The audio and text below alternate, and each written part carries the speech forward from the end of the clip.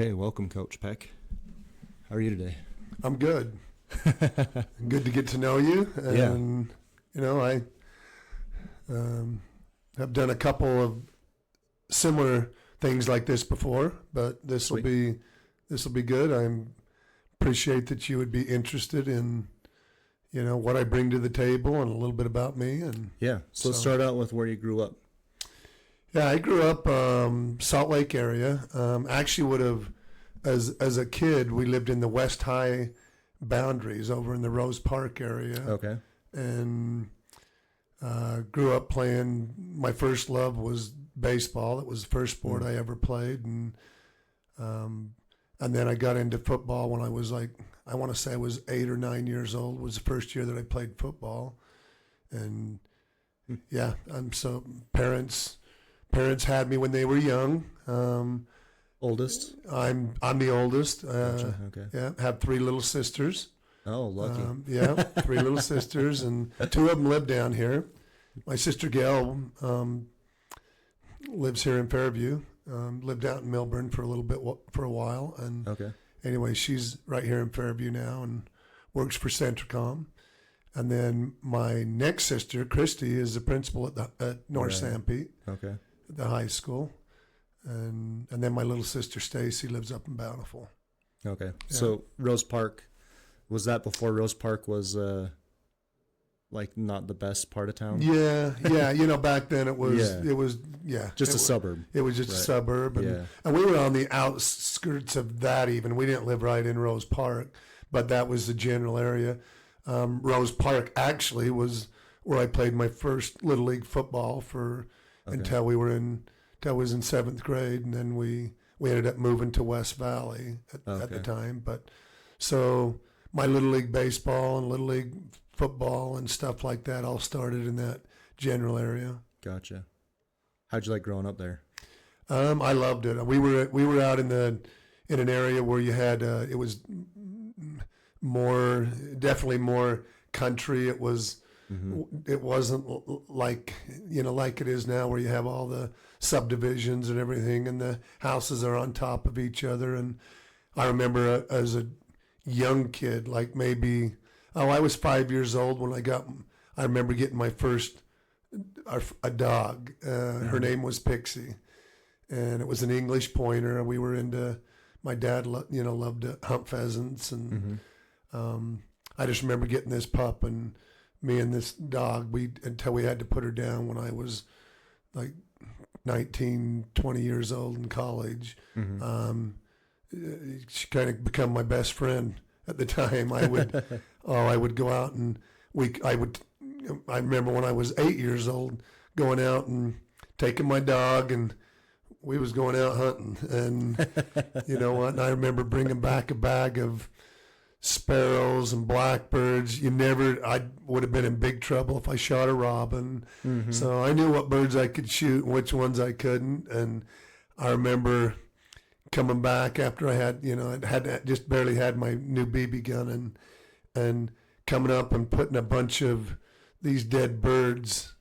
I kept them in a bag just like I was out on the hunt, and yeah. I was quite proud of myself. And I just remember, especially my dad was, oh boy, man, that's some good shooting right there, And I mean, it was, rather than going, get these dirty old birds out of here, I don't know. I think, I want to say I might have even laid them out like on the porch, like you would if you shot some pheasants or whatever. Cause look what I did. That's what you're used to, That's kind of what I was used to. Yeah. If I went out with Dad, that's kind of how it was. Yeah. So that's cool. That was, for the most part, you know what? It was out on adventures, just me and Pixie, and as a kid, or playing sports. I mean, I don't hardly remember a time when I asked my dad, hey, will you come out and play catch with me, that he didn't make time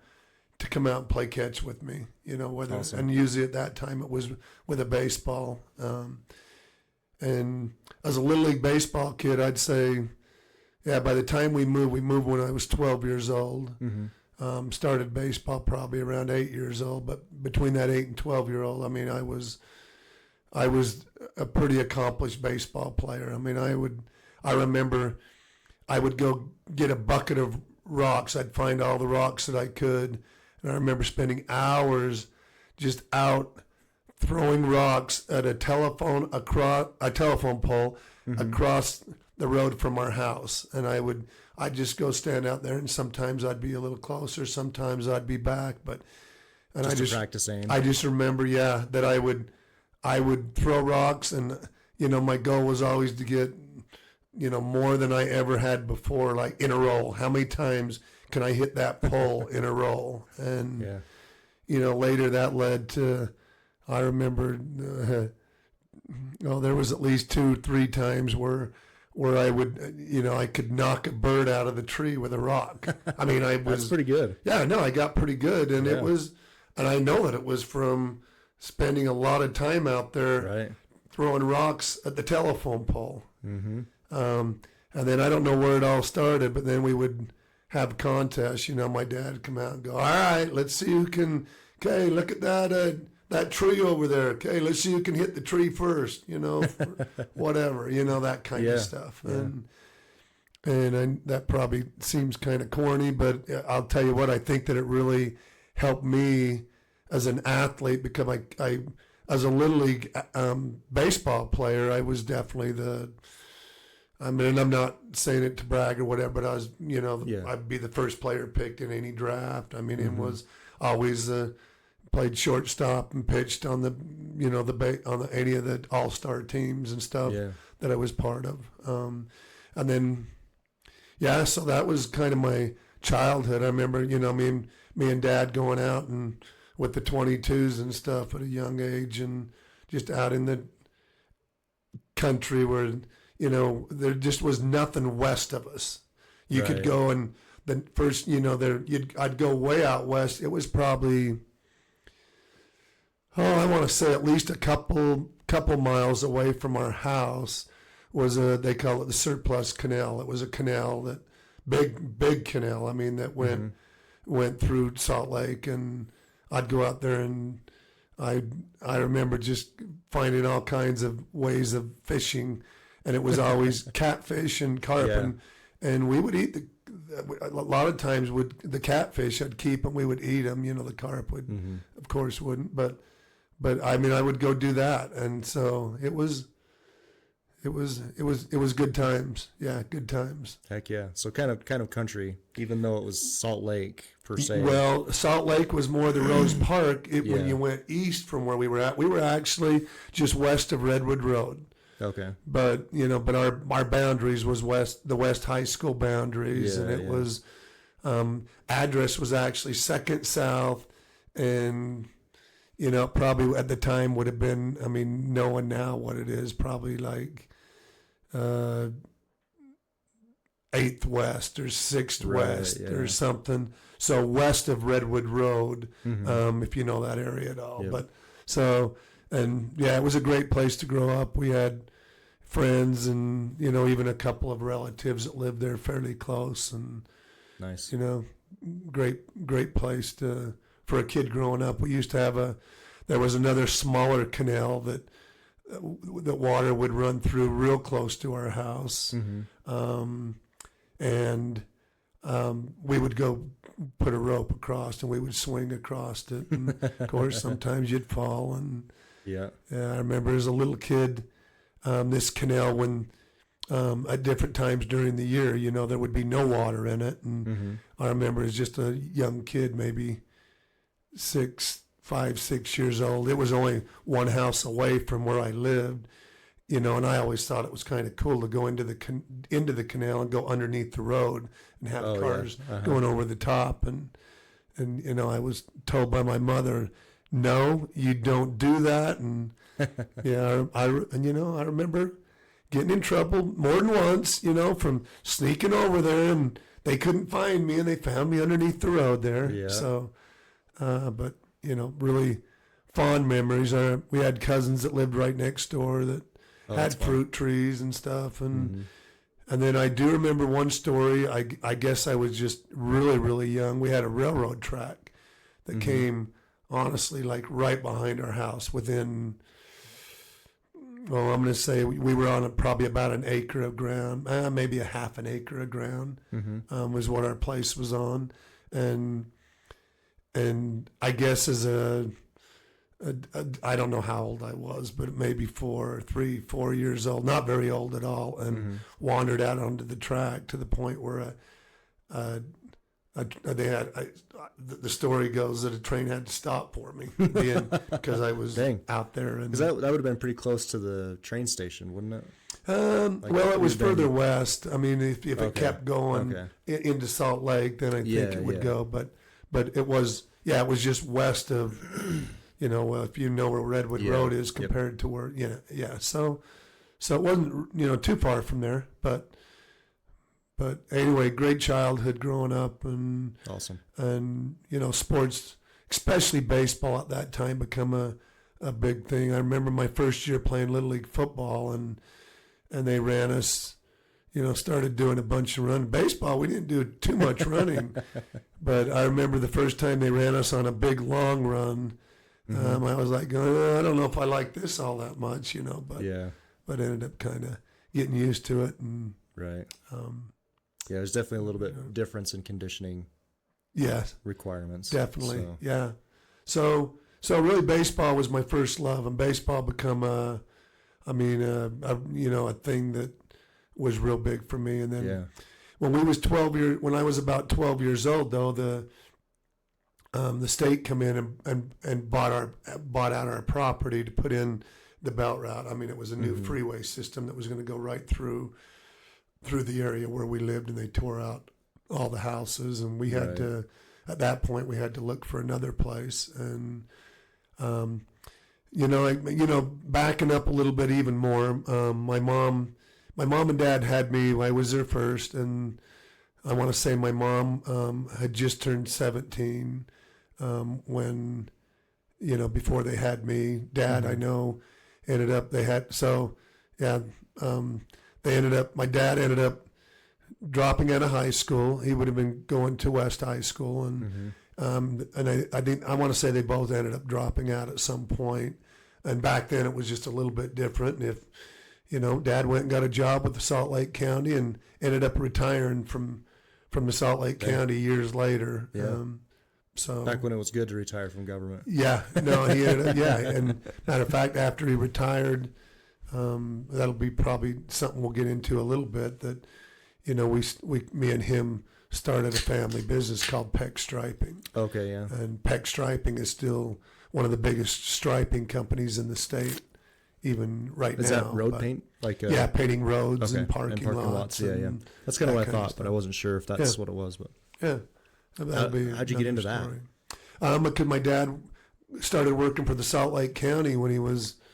I want to say he was 17 years old also, and went, okay, I'm married now, and I've got a little boy. I guess I better go, Yeah, and that was one of the skills he picked up was painting. And so he had he always wanted to be a painter, but probably more going into painting cars and stuff like that. Sure, okay. But it led to So he went and put in an application with the Salt Lake County, and they said, "What kind of skills do you have?" And he goes, "Well, I enjoy painting." And they're going, "Hey, well, we're going to be starting a new division of, here with the county," and the county kind of covered a lot of area. It was, a lot of the cities back then, they had the Salt Lake County do all the painting and that for them. But I don't think it took long, and he was over the paint crew, and probably even before he was 20 years old, he had taken a position as the main person that ran the paint crew for painting the roads in Salt Lake County. So that's where that all started, and then he retired. They had an early retirement, and I want to say he retired in his late 40s, and I was teaching it and coaching at Bingham High School at the time as an assistant coach. And we just got talking. He was going to retire, and he knew he was going to do something else. I go, well, God, why don't we start our own road painting business? Yeah. And and that, one thing led to another, and we ended up coming up, with the name Peck Striping, and we painted all the roads like Sandy City, Riverton, West Valley, South Jordan. We did pretty much. We ended up getting the bids on just about all those roads, and a lot of them my dad already knew because he'd been painting the roads when he was with Salt Lake County. Yeah. Now things had changed a little bit, and they were bidding it out. They didn't just automatically go through the county at that point. Mm-hmm. And I will say, when Dad and myself was had Peck Striping, it was almost every city that we worked for.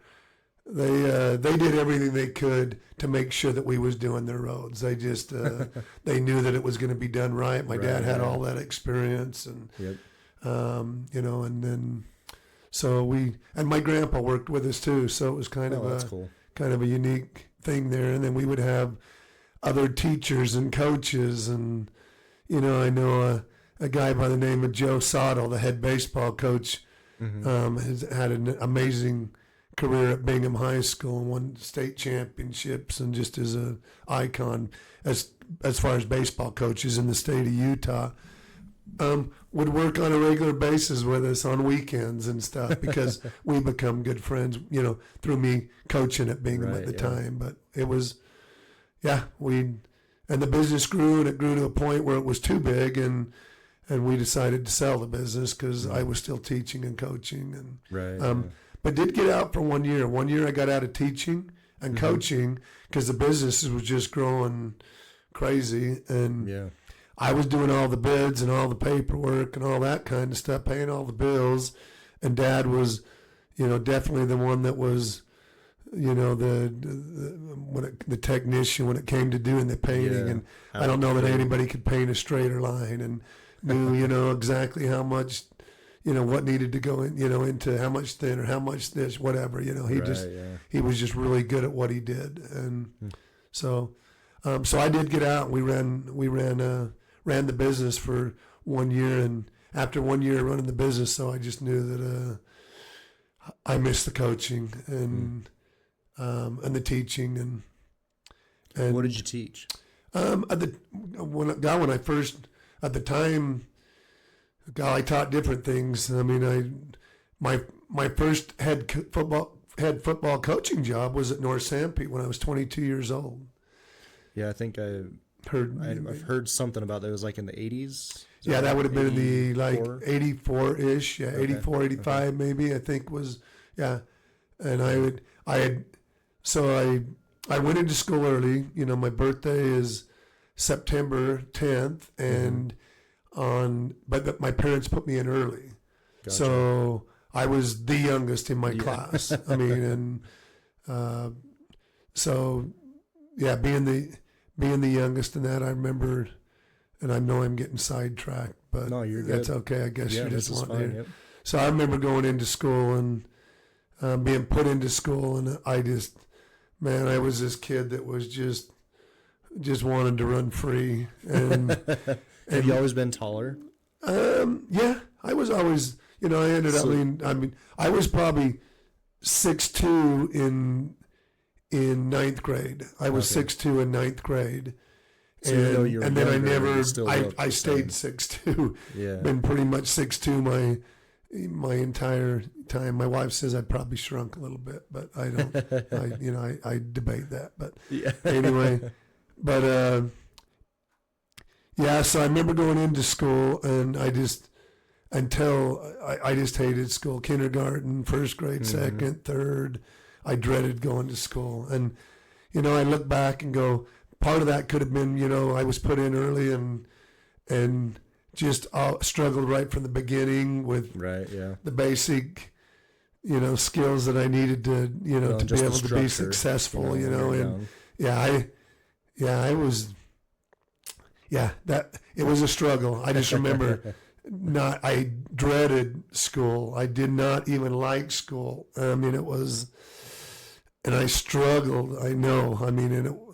I look back, my handwriting was awful, and you know what? I didn't care. It didn't. whatever. That's not even what I wanted to do. So, Right. so, I mean, I'm just looking at it,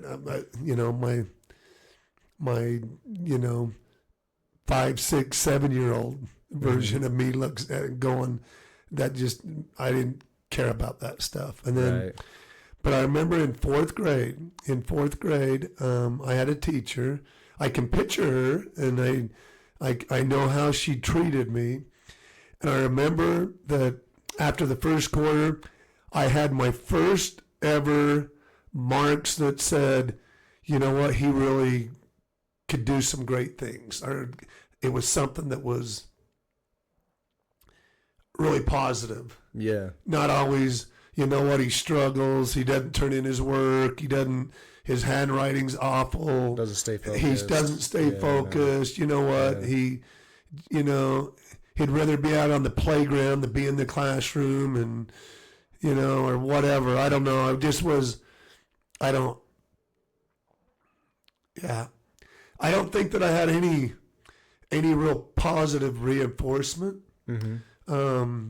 At least I don't remember much good about school up to that fourth grade year, when this teacher, knew my name and was, I'm sure the other teachers knew my name too, but in the wrong way. So, but yeah, anyway, but she knew my name, and I don't know, there was just a connection. There was something Cool. that it took till fourth grade when I finally connected to a teacher that saw some good in me. Yeah, and that's important for kids. I mean, that's huge for any kid that you deal with. And you're going to see there's some things that there'll be. For years, man, I was the toughest guy. You know what? I never shed a tear. I was just that guy that, you know what? I mean, it just was, you don't want to show weakness, and Right. whatever. And nowadays, I lost a son in a car accident, and had a grandson that we thought maybe wouldn't make it from a brain tumor. And I cry pretty easy now. So Life happens. well, and it really does. And so sometimes it's kind of embarrassing, you're I think I shed a tear in my interview for the head football job, and all I could do was apologize, because we started talking, tell us about your family. And so when you tell them about the family and stuff comes out. Yep. Yeah. I don't think there's anything wrong with that. I mean, I've been in the military for years, and I didn't know anybody that would shed a tear until I got in the military, and then you start getting some of these guys that are like the big tough, they're out in the front lines, they're Green Berets, they're these tough guys, and they're the ones that are actually the most emotional, and it's probably a little healthier, honestly, to have that little bit. So. Well, good. I could have been a Green Beret then, from what you're saying. I have that personality. Emotionally, exactly. Good to go. I would relate. Yeah. No, I think you know where I'm coming from, but then when I start to share some of that or whatever, you know what? Sure. I don't know. When some of those things happen, I just think it tears a heart in your. I mean, a hole in your heart there somewhere, because there just is there's a. I'd say a disconnect, but it actually is a connection between. It just goes right from my heart to my eyes, and tears start to flow, and it's like I was never like that. Sometimes it's kind of embarrassing, but you know what it is at this point. So and things like that with school, specifically in a teacher, like that's to some extent, I'm sure that's what helped shape you into being. I want to be a teacher. I would say there become a point, and I remember not liking I just felt like my other teachers were always mean in that, but it was, and I'm sure 100% it was me, that had the issue, right? You know what I mean? That I just was, and I just didn't, I just was not into school and didn't like my teachers, and, had a couple good, maybe friends at school that was the only, maybe the bright spot or whatever. Mm-hmm. But that's kind of how it was for me as a kid. Yeah. Couldn't wait till the bell rang and I could get home and take my dog, out and, Yep. and now just go and, do my thing or whatever. And school just was like, this makes no sense. Why, this is, anyway, it was, but that one teacher, she made a difference. And then once she had some good things to say about me, I just remember my mom coming back and go, your teacher just thinks you're awesome, or whatever. And I don't know exactly how, but I just remember feeling like I have a teacher that, likes me. Yeah, it makes a difference. Yeah. I've definitely felt that with teachers over the years. When I was young, I didn't mind school. It was fine. I could go, I could do everything, all that. As I got older, school got less and less fun for me. Yeah. I didn't do a lot of sports, and so I didn't have that like team draw to be involved in everything. And so high school was a lot less of an enjoyment for me. Yeah. And I was kind of like, it was almost the opposite for me. Sure, in the beginning it was just like, like I've already said, struggle.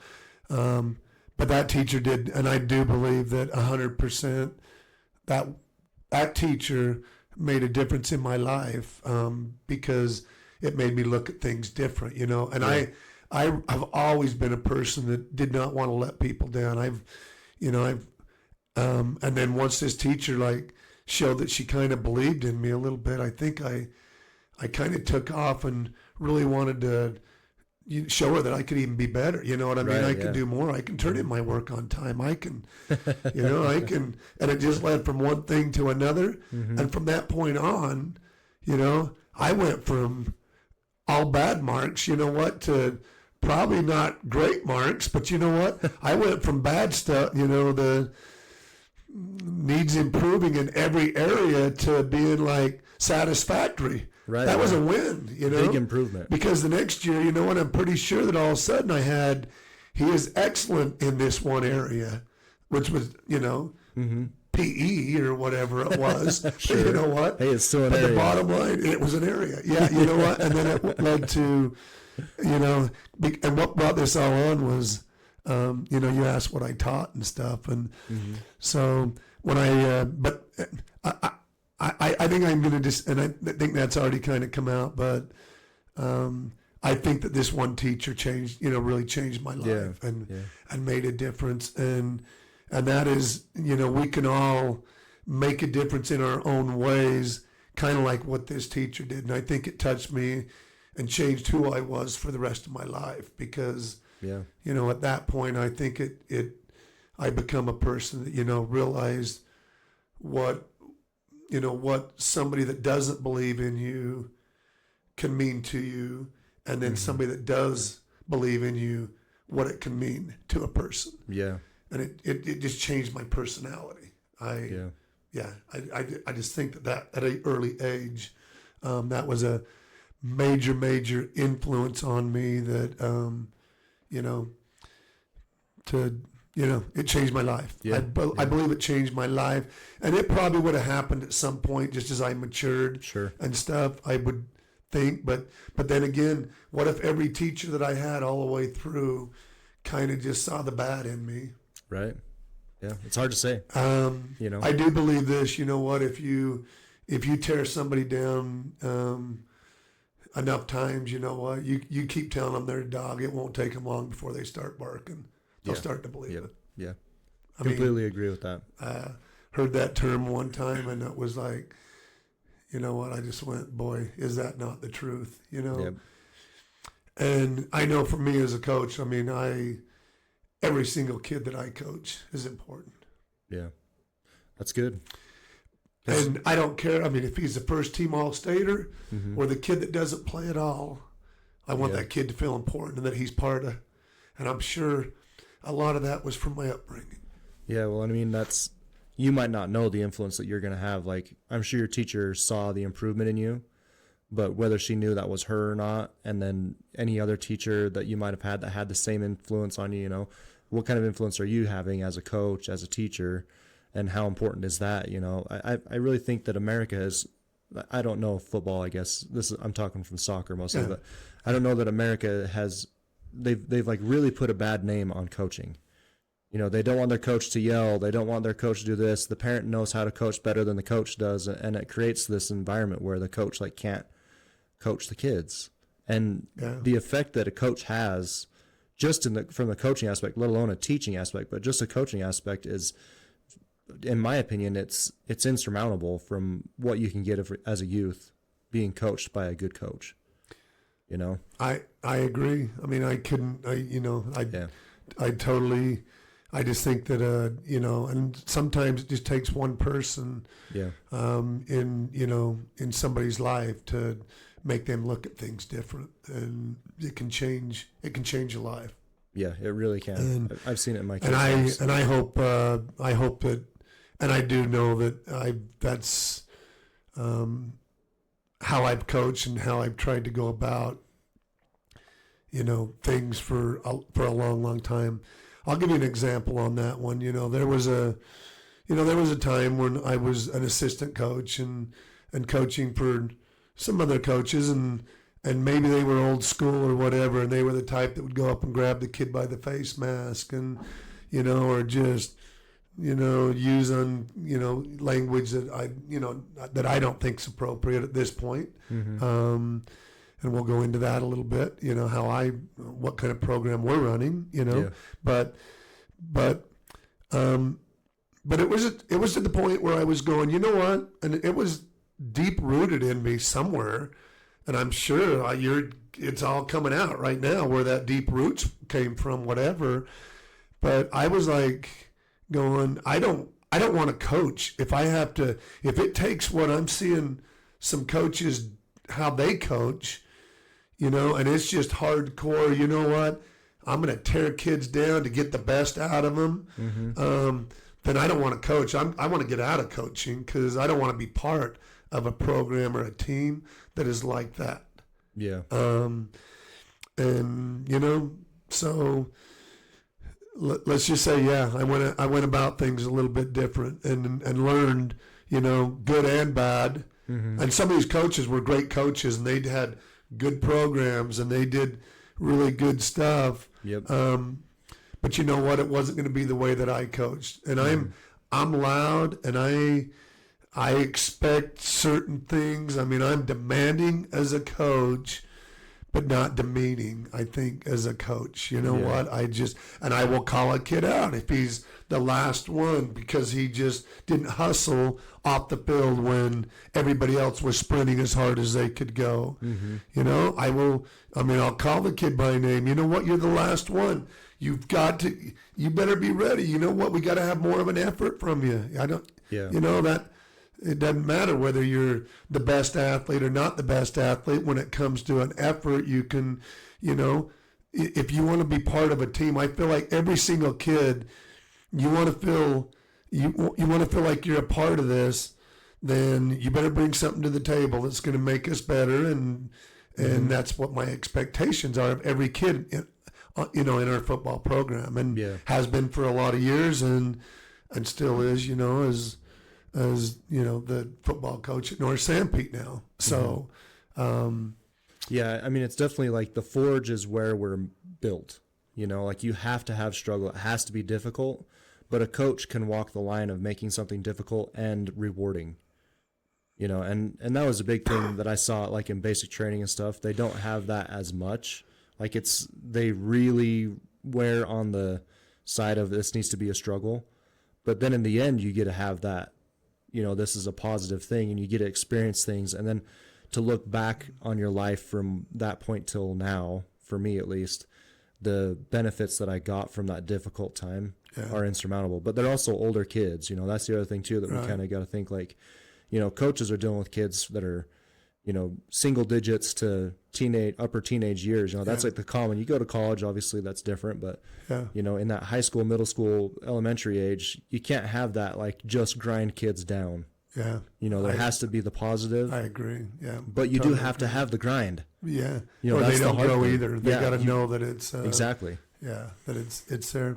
And we could totally be, we could totally like be going all over the place from childhood to college to whatever, and maybe I try to keep us in line a little bit, and I think that maybe the best way to do this interview is just to kind of take it by years and where, Sure. Yeah. where did this all, where did you get to this point and that point and whatever. Yeah. And I think that we kind of got to fourth grade Yeah.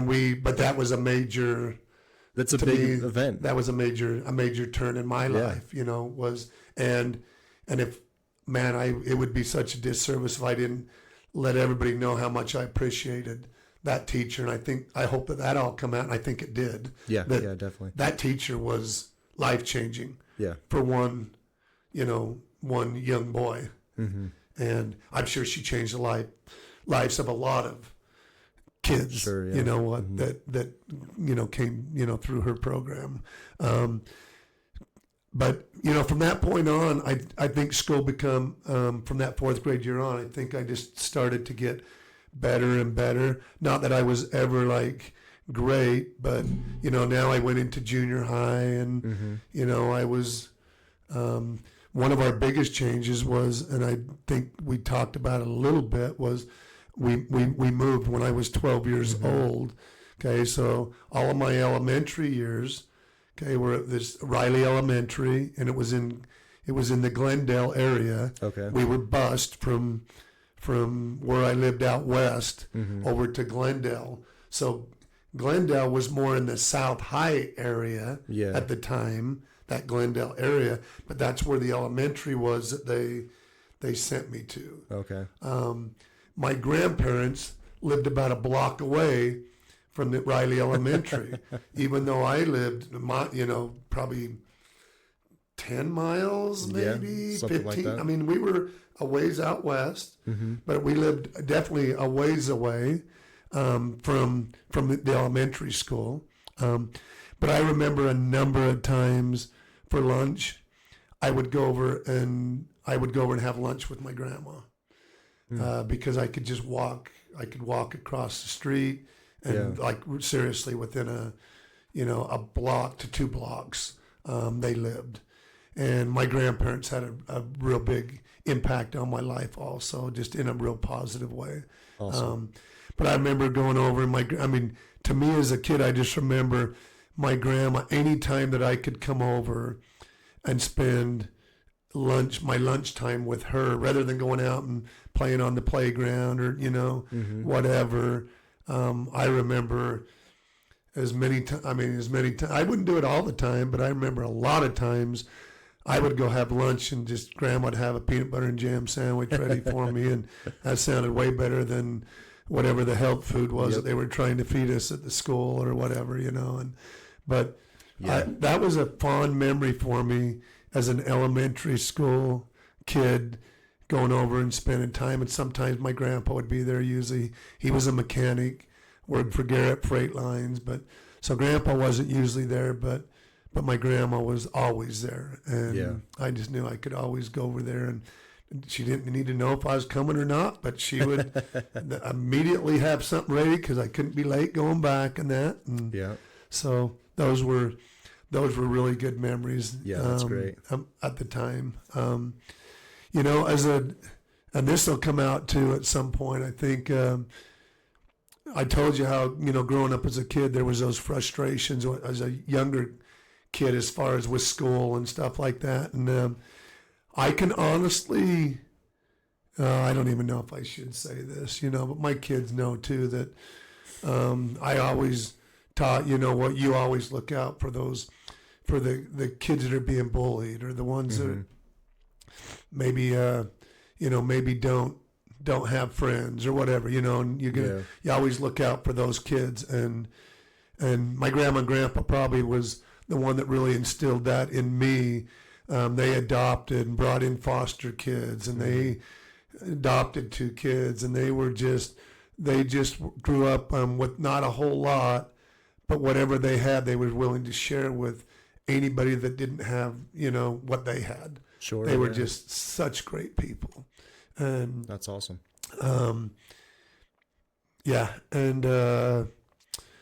So, as we're going age-wise a little bit through here, we're going to talk about when we moved. We had the big move where we moved from that Rose Park area where I did my Little League football, which was out west into the country. It wasn't like we kind of already talked about that, but it was 12 years old when we moved out to West Valley. But at the time, it wasn't the West Valley that we know today. We bought an old house. I think it was built in the 30s, maybe, but it was on an acre of ground. And that's where I grew up from the age of 12 on. So you're into football by now? By now I'm into football and I'm playing Little League football, and we're Little League baseball is a big thing for me. It was basketball. I was a 3-sport athlete in high school. Luckily, I was fortunate. I ended up being a first-team All-State football player, first-team All-State baseball player, leading scorer on our high school basketball team. And I didn't play a whole lot of organized basketball growing up, but we always had a hoop wherever. Right. Dad always had a hoop that we'd go out and play horse and, play basketball games. I could go shoot or whatever. And so that was always, but never really too much organized basketball growing up as a kid. It seems like basketball is always that one. Like there's always a basketball hoop. So kids always have experience playing unorganized basketball. Yeah. It's just constantly happening. And I do think that is the case for a lot of kids. Yeah. And that was for me for sure. So, but another life shaping thing though was, that's why I'm not wanting to skip my childhood, because there was one more thing I definitely want to share, that had a major effect on my life. And, so my dad's only brother, his name was Joe. It was his little brother. And when I was 7 years old, growing up as a kid, Joe was, to me, Joe was like this, seemed like we'd go hunt whenever everybody would go on the hunts. He always seemed to, get the deer, get the most pheasants. Right. This is how I remember my Uncle Joe. Okay. But was just always the all-American kid. To me, he was like such a good role model to look up to. And he really was my role model because, at the time he was playing football at South High School. There's not even a South High School any longer that was shut down or whatever. But at the time when I was young, and he didn't start playing organized sports because he was into hunting and fishing and all that other stuff and that. But I want to say it was like his sophomore year or his freshman year in high school that he was in a PE class, and the head football coach was the coach of the teacher of the PE class. And they saw my Uncle Joe in PE playing whatever sports it was, and the football coach, I know, went up to him and just said, "Man, you need to be playing football. You would be such a good football player." And Joe, I think told him, I'm really into hunting and all that. I don't know, or whatever. But the coach talked him into giving it a try. I want to say going into, it was either his sophomore or his junior year. I don't remember, but I know he didn't play growing up or anything. But it was a coach that noticed him in a PE class that talked him into trying football. By his senior year, he was a first-team All-State middle linebacker. Got a scholarship to play at Snow College. Oh, cool.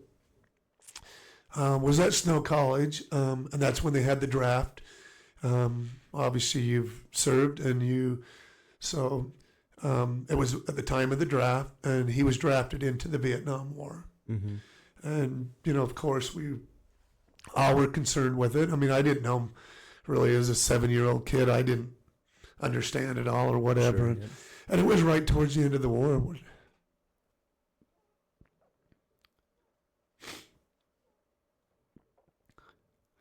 When we got the call that he had been killed.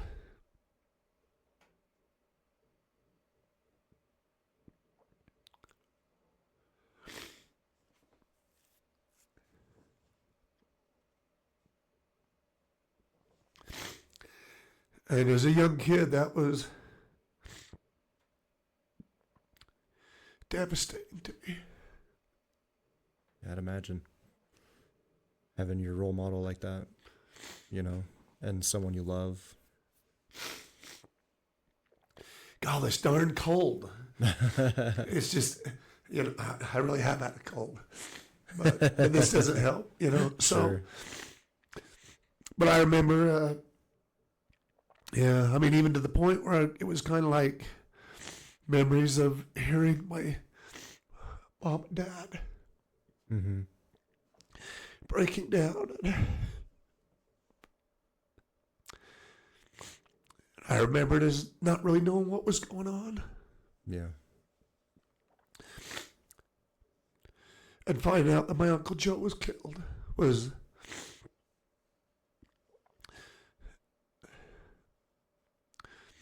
devastating to me. Mm-hmm.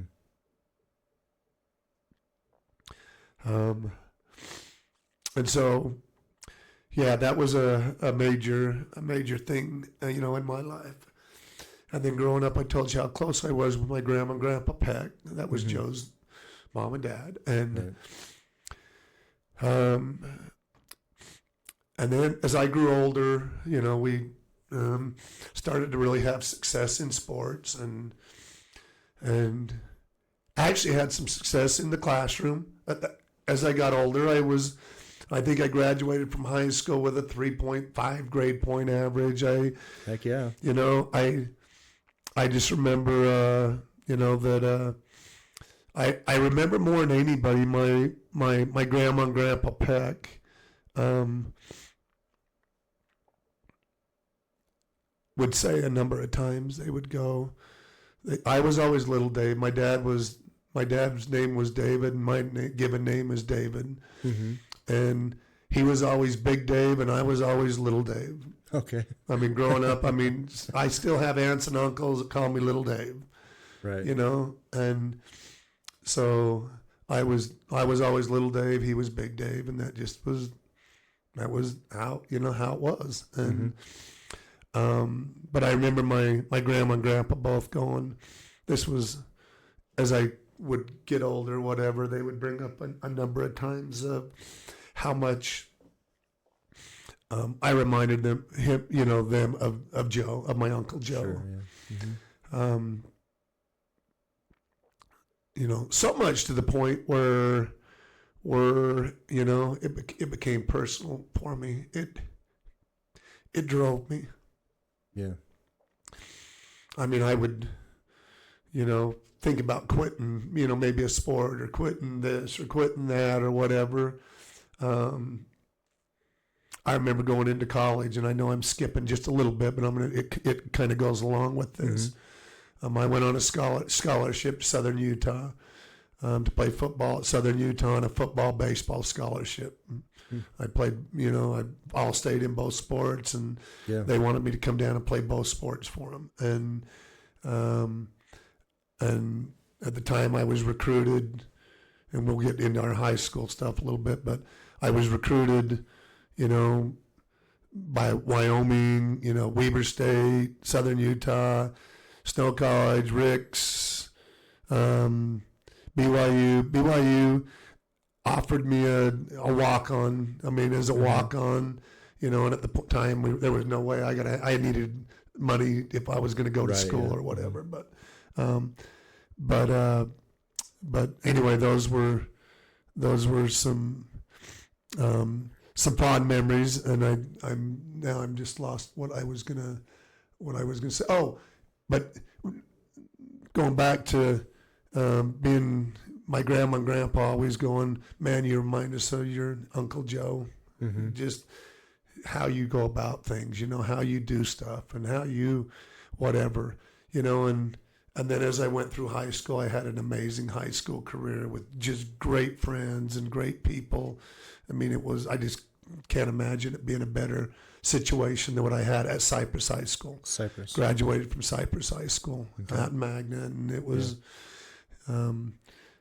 but I remember being in college, and we'll come back to, I mean, I'll get back in line. Sure. But I remember being in college, and we go down, and there's over 100 freshmen trying out for the team, and they had all freshmen report, whether you were a scholarship guy or walk-ons.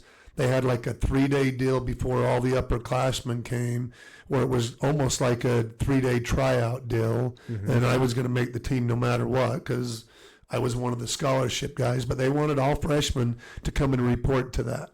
Okay, and I remember after those 3 days, and then going into the first week or so in pads with the older guys and all that, how it just, man, I missed home, and I was in these dorms, and it was no fun. And every single day there was kids leaving and going home. I mean, like for that first 2 weeks, I mean, they cut a lot of them. I mean, for those freshmen got cut, and then a lot of them started to cut themselves, going, you know what, this is not what I thought it was going to be. And there was a point where, seriously, I was going, you know what, I could go back and paint with my dad. You know, I could maybe, which is what I thought I was going to end up being, as a painter, doing some kind of a trade or whatever. Never, ever imagined that I'd become a teacher and a coach. That wasn't ever even that was never a thought. It was never, something that I thought would maybe possibly happen. But I remember being in college and going, I don't know, I just want to go home. This is not what I thought it was going to be or whatever. And there was no way that I could quit.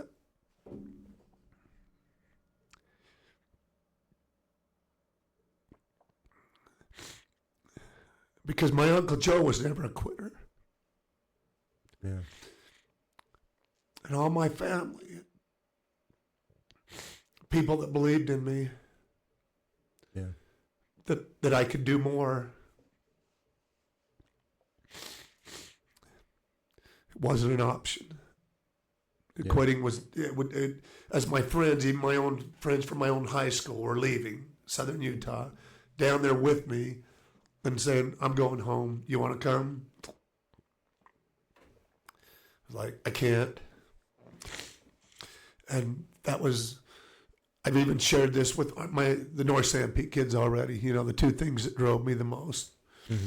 And the one was the people that doubted me, that looked at me and went, you know what? Maybe those first teachers that I had, I don't know. Yeah. But the people that didn't think I'd amount to anything, I was going to prove them wrong. And then really even more so, that really drove probably still drives me today, is the people that believed in me. Yeah. And there was no way that I could quit. And you know what? I ended up staying for 4 years, ended up being lettered as a freshman, played a lot, started for 3 years after that, and, was one of the 4 captains of my senior year of the whole, the whole football team. And anyway, it was life-changing, and it was my upbringing, that it wasn't an option to quit. And I would, we wouldn't be doing this interview probably right now. Sure. Yeah. If I would have decided to leave with some of my friends, because I would have, I might have a lot of money and ran my own business and been a painter and been whatever. But there's nothing in this world that I think I could have done where I've made more of a difference with young people. I feel like I have, been really a positive influence on a lot of kids, throughout my life. Yeah. Being how I am and how I go about stuff and that. So, those are the two things that drove me, and really it come back to probably number one is, Grandma and Grandpa always saying, you remind me so much of Joe. And then, I just couldn't quit stuff. I mean, it was just like, it's not an option, because Joe would never quit. Yeah. We heard stories of Joe too, there'd be letters and that. I mean, even after about him, he was just a big, strong guy. I mean, an athletic guy. And about him, you know, there'd be some of the other troops. What would I call them? The soldiers. Yeah, other soldiers. You know what? That they're over in Vietnam and they're walking through marshes and they're getting, and some of them it just was, you know, for some of them it was unbearable, and stories of my Uncle Joe helping them through it. Here, let me carry your bag. That kind of stuff. Yeah, that's great. So he really was not only in my mind, but just was a great individual. Yeah. Yeah. Going back to a little bit to your what motivates you, it's interesting to me because it seems like as I've gotten older, I've noticed that like the people who doubt you, like that motivation, that's a great starter.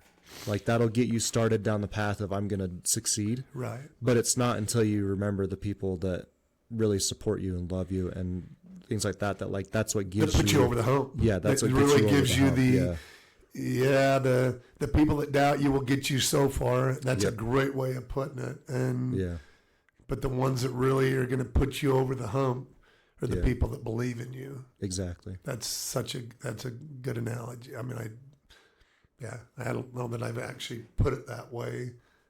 Good insight right there. Yeah. Yeah. And even that, to me, that even includes people that you might not even know were for you. You know, like your Uncle Joe obviously wasn't around for all of this, but I guarantee he's in your corner, you know, the whole time. And whether he's directly with you or not, you know, he's with you, you know, and you know, you're doing things for him. And so like, even that right there, like, that's somebody that you look up to that you haven't seen in years, but that's more motivating than somebody saying you're never going to amount. Yeah. Yeah. You know what? And totally agree with that. You know what? And that's and that's the positive effect that like a good teacher and a good coach can have, is being that shift, just like your teacher was the shift for the better, you know, like that was like your turning point in school. It's just like that when they have when a kid has a coach, that the coach believes in them, and it's just that turning point is all they needed to change, you know. You know, and it's because I'll get calls or texts or different things all the time from kids that I coached. You know what I mean? Yeah. That to this day still are reaching out and letting me know how they're doing or what's going on in their lives. And I'm just saying that, you know, that their time with me was life changing for them. You know, because of the expectations that I put out there, and it was always, you know, with my other assistant coaches and stuff. But yeah, I mean, it's. So how many days are we doing this? I mean, is this because, I mean, we can go as long as you want. No, you know what I'm just, but you better keep me on, you know, sure. on whatever you need. We're right about an hour right now. Do you want to take a break or anything? Or No, I'm good. Right. I'm good. I'm good. Okay. Well, let's talk about high school a little bit. That's probably the next progression. Yeah. So where we're at. You know, so really the next progression I would say would be, you know, when we moved to West Valley. I mean, we kind of skipped around a little bit or whatever, but I think there's some things, you know, moving to West Valley, and I told you that I was a pretty accomplished baseball player by the time I was 12 years old and stuff, and to the point where a couple people in the Rose Park League, I mean, not the Rose Park League, but the over in the Glendale area, okay, over there, we're like, he can't leave. You know what? Hey, we will come and pick him up in West Valley and bring him if he'll continue to play baseball in this area or whatever, or to go to West High School even. I mean, that there was some people that were like talking like that, and of course, you know, that was never gonna happen. But my mom and dad, they had some friends, Jack and Carol Armstrong, and they had a boy, Scott, that was my age, that already lived in West Valley, and they had they knew each other or whatever, and my parents found a house out in West Valley. It was by a place called Facio Egg Farm.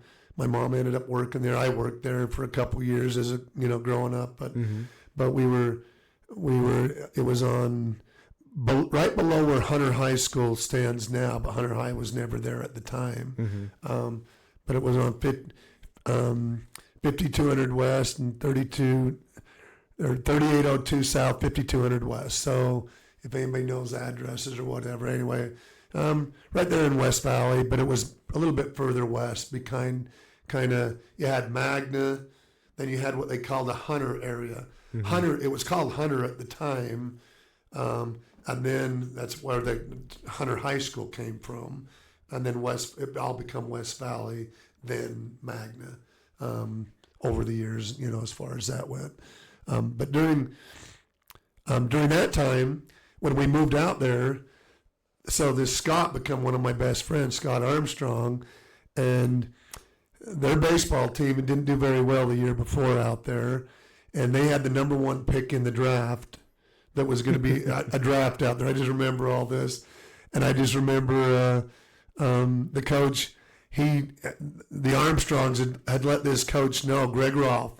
Greg Rolfe was a great baseball coach, and he was, I ended up loving playing for this guy. And obviously he had the number 1 pick in the draft, and I don't even know why or what, but he wanted to, before the draft or anything, he wanted to come see me a little bit. So we went and met one day at Scott Armstrong's house, at his friends of my parents, because this Little League coach just wanted to see me throw the ball and run and do a little bit. I didn't even swing the bat. He didn't even know if I could hit or not. But he watched me pitch just a little bit or whatever, and I just remember that they had the draft, and for whatever reason, he goes, don't even show up for the tryouts, because I was just barely moving in about that time. He goes, don't even show up for the tryouts. He goes, everybody's going to be, because they're all going to be shocked when I pick this name that nobody knows. Right.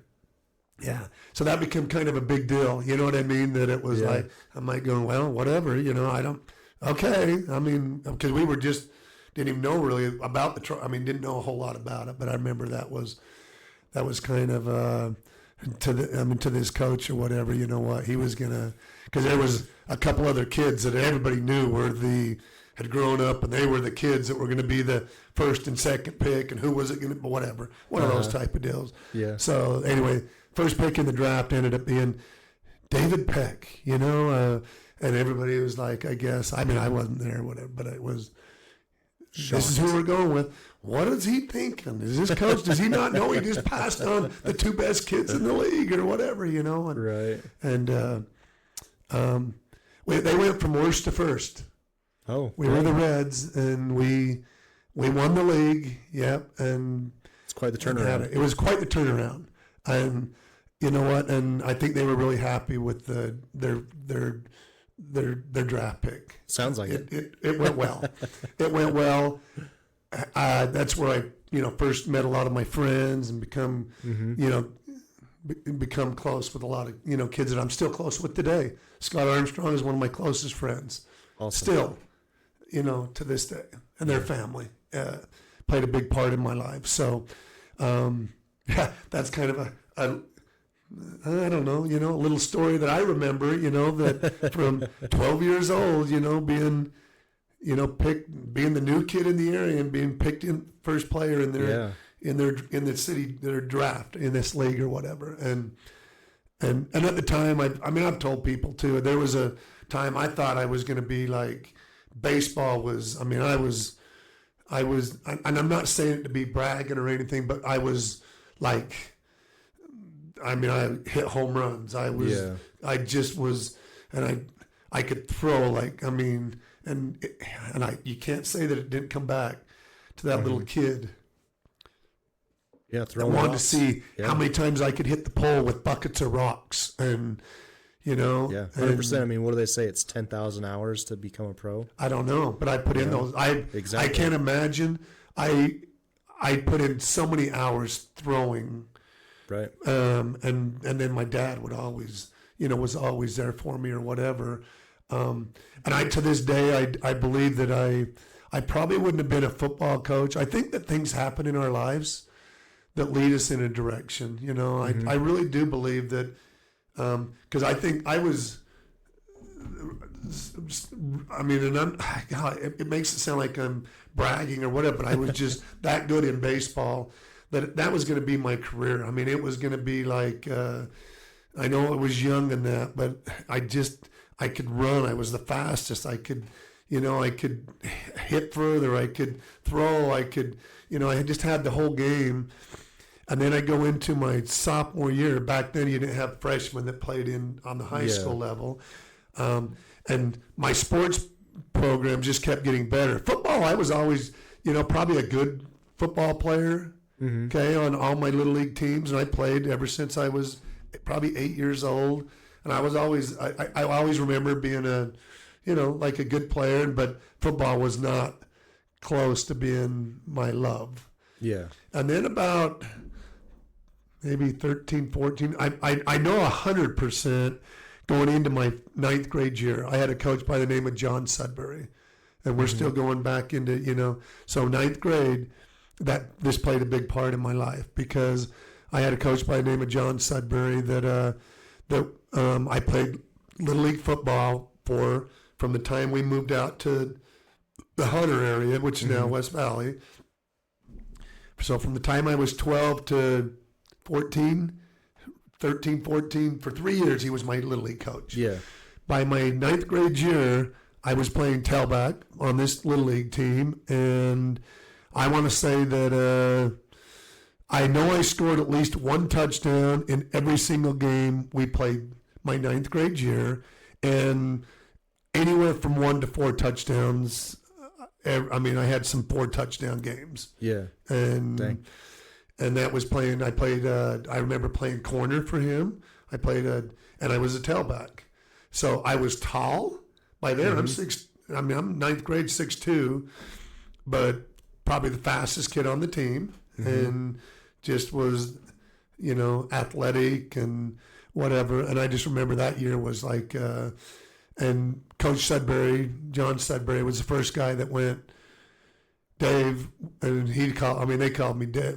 They probably called me Little Dave too. I mean, I was probably Little Dave for everybody because my dad was Big Dave for everybody. That's just what it was, Little Dave,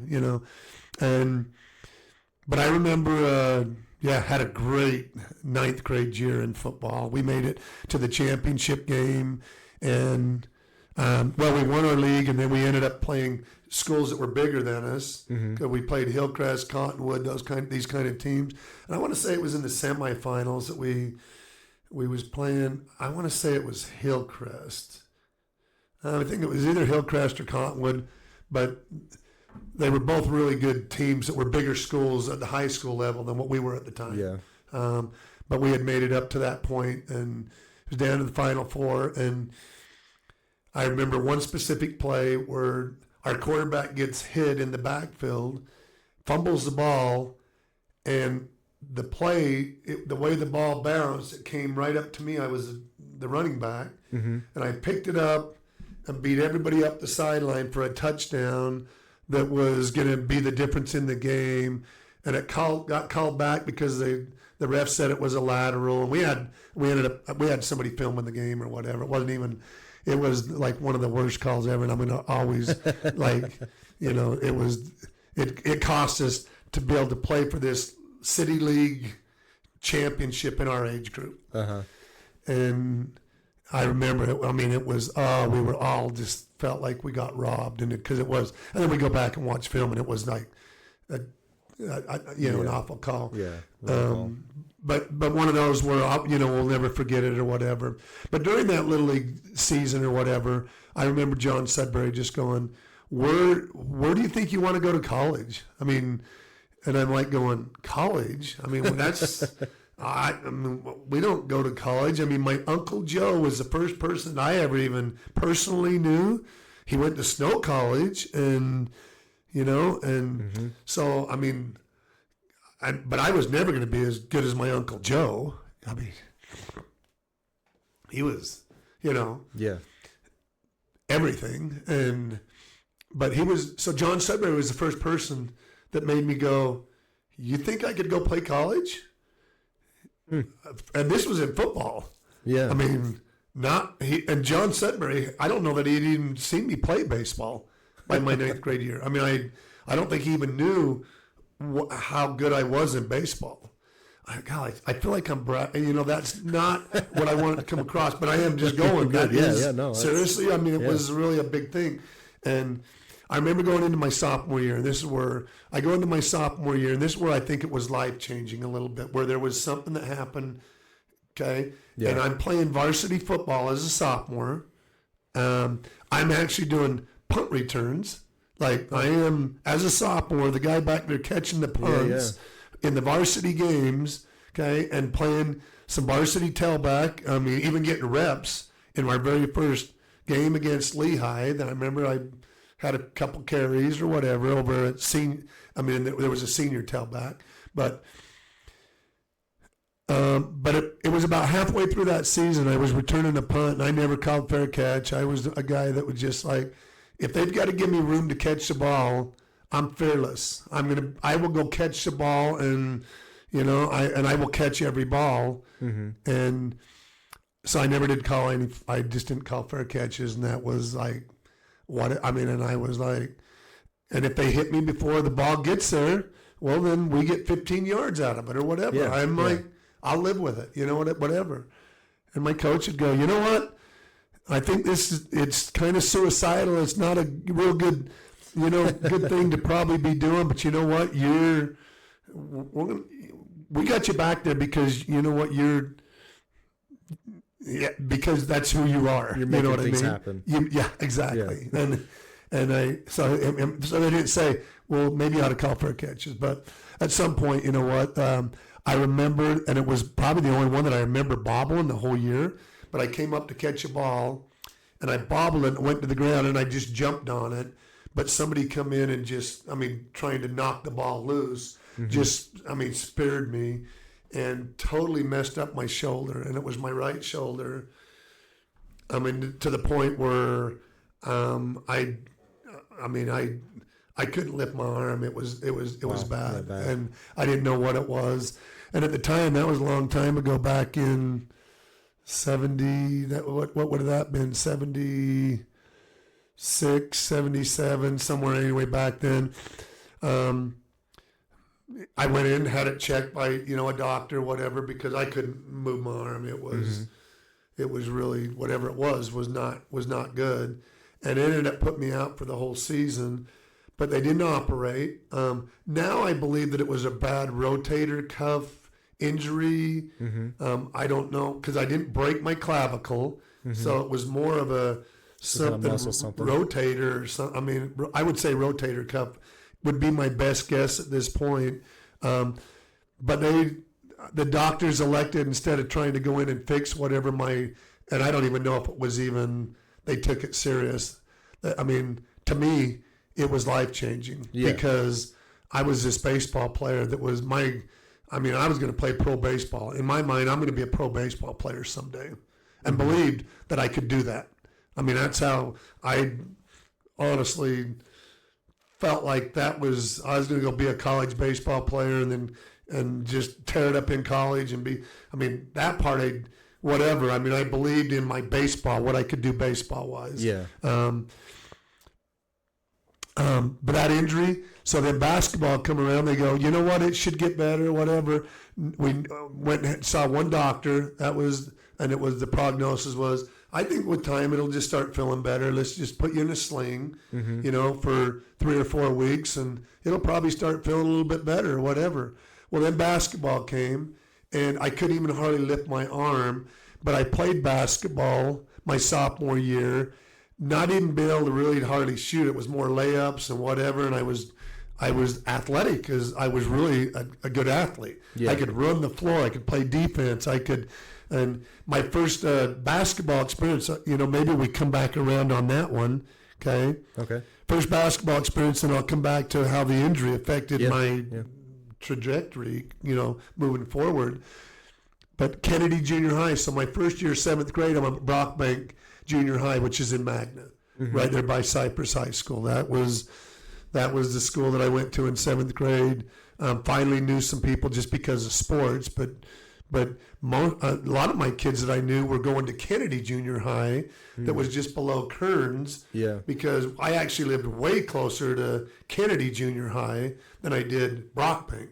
Right. But they bused me my 7th grade year out there, and then after my 7th grade year, they changed the boundaries, and they had all the kids in my area now were going to Kennedy Junior High. So new junior high as a 7th grader, new junior high as an 8th grader.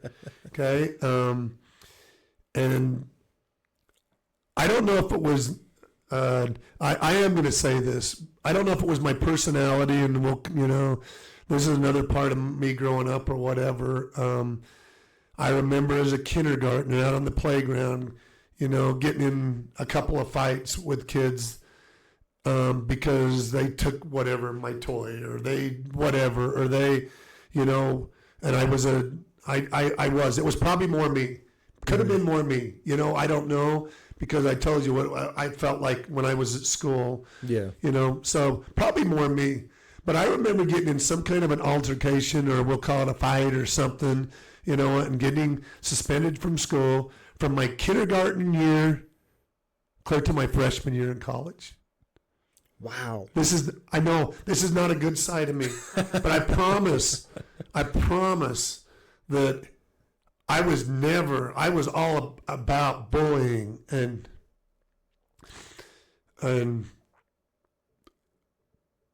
but about sticking up for the right things. Yeah. And never taking, one thing I was always told, and that came from my dad, my uncle, my grandpa, everything. Okay. One thing you will never do, there will never be a point where you don't stick up for yourself or somebody else if they're being bullied. Yeah. And it carried deep within inside me. It was from an early age. It was like, and I can't tell you every situation, whatever, but I will just say I was never a bully. I can't, maybe that's just how I saw it when I was younger. I don't, you know what I mean, the younger ages, but I felt like it was more that I was always the younger one, even being put in school earlier, whatever, and there become a point just where I'm not taking it anymore. I will not. No, nobody's going to bully me ever. That's not going to happen. Yeah. And what even brought that up right there was, I can remember certain situations where my 7th grade year at Brockbank, some kid I didn't know that was kind of the tough kid in this school that was in my 7th grade. Okay.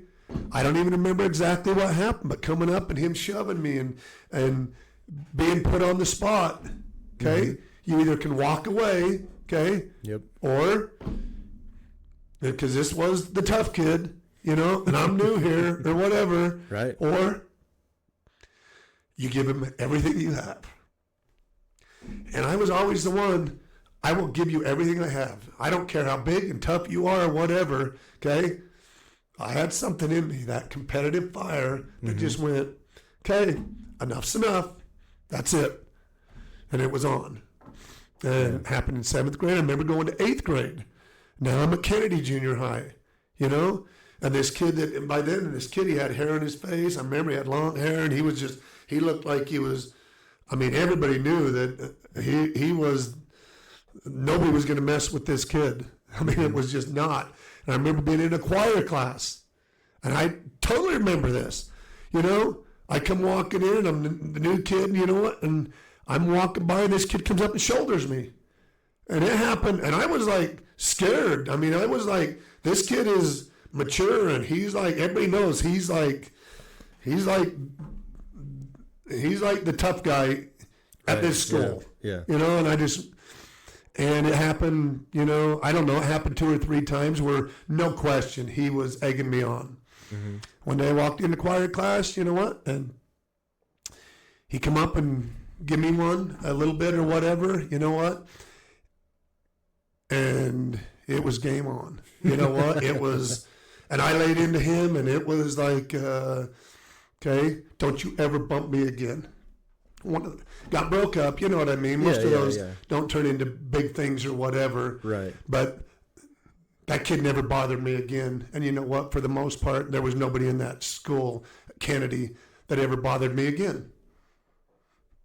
And there just become a point, and I let it go, because I was scared of this kid, but it didn't matter. There become a point where, and I grew up a certain way of, it don't matter. Yeah. You might pummel me, but you're going to get everything I have. Yeah. And you know that fighting spirit. Sure. I had that fighting spirit in me. And I say that because I don't ever remember being a bully, like ever going and trying to be the punk that's going to, I was never like that. That was not my personality. I was the one that, if anything, I looked out. I mean, and I know I got in a couple into high school where it was somebody else. And by then it was like, you know, you're not going to be picking on that kid. Yeah. You want to pick on somebody, let's me and you go. Right. Okay, and I'll share a college story. This one, and it was my last one that I remember having an altercation. Okay, I'm a freshman in college, and my roommate is a junior in college, starting receiver on our team, and we went and played pickup dunk ball over at the elementary on the 8.5 footer baskets. Right. So we'd go over there. Well, one afternoon, I remember we went over, and it was me and my buddy that was my roommate, and it was in the springtime of my freshman year, and I know that spring football had already started because I was doing baseball on the first day and I was working out with baseball when football ended because I was there on a baseball scholarship at Southern Utah, and I was over there doing baseball. And spring football had its first day, and it was right over the fence. And I remember being out. I played center field, and I remember being out there in center field and hearing the football players and looking and and seeing what was going on over there. You know, I just lettered my freshman year as a receiver, which Southern Utah ran option. They didn't throw the ball hardly at all, and I'd already talked to our coaches that I wanted to move to defense. And I was going to move to defense my sophomore year because I wasn't happy playing receiver because they didn't throw the ball at all. And at least on defense, I can go and I know I'm going to be an impact. And they were like going, you know what? We think you'd make a great safety. No problem. Would have you. But they're doing spring ball now. And I remember one practice out there in baseball because there was a start day about the same time. But I'd been working out with the baseball guys in the weight room and getting ready for baseball. And I just went right over to the coach and went, Coach, I need to be over on that side of the field, on the side of the fence. I go, I'm not playing baseball any longer. And went over to football. Hey, I need my gear. And they're like going, what? Thought you were going to play baseball. And I go, I heard you guys over here. And I just go, no, I just couldn't do it. And that's, I knew that I needed to be over there on the football field when you're saying things change your life or whatever. Yeah. But I went over on the football field and ended up playing. I started at free safety for 3 straight years at that point, and heck yeah. Ended up having a really good career at Southern Utah and loved it there. Okay. Yeah. So there was a quick little, that got me right to my senior year in college or whatever. Let's see, where was it? Oh, yeah, the dunk ball. So where did the dunk ball come into? So now I'm playing spring football. Okay, we had a new guy. I didn't even know him. But we had this guy come in. I don't know, he's from Arizona or he was out of state. He wasn't a Utah kid. But he comes in, he's probably, I want to say he's probably 6'3", about 240, I'm 6'2", 170. I mean, I'm in really good shape. I mean, right. I could run. I was athletic, but I wasn't. I was more that lean, fast guy. Yep. This guy comes in as a JC. Played 2 years at JC. Was coming in as a transfer, and he looked the part. I mean, he was definitely I want to say 6'3", 240, but just built and somehow him and another kid, we ended up I don't know how it even got lined up. Don't remember any part of that. Just going, let's go play some basketball or some dunk ball. All right. And all I know is we're playing these two football players, and the one is this new kid, the new JC kid. And my buddy is guarding the receiver that's a junior, he's matched up with the tight end. I'm matched up with the other kid. And, you know, we're not playing very long at all. And my buddy goes up for a dunk, and this kid goes up and the tight end goes up and just hammers him. My buddy's name was Todd. Todd Mars was his name. Really, really good receiver for us. Lived out of Vegas. He was a kid out of Vegas. Cool. But the kid just come up and just hammered him. I mean, it was like, it's one thing to knock my buddy to the ground, and, you know, we're kind of like, what's up with that? I mean, we're just, it's just a, friendly game, whatever. And it happened a couple more times. I mean, honestly, it was, this kid was honestly, he was the new guy there, and he was going to throw his weight around, and he was going to show everybody that, you know what, he's going to, I mean, and it was going to carry over into football. Right. I mean, we knew, you know, that was just he's trying to make his mark. Yeah. Is what it was.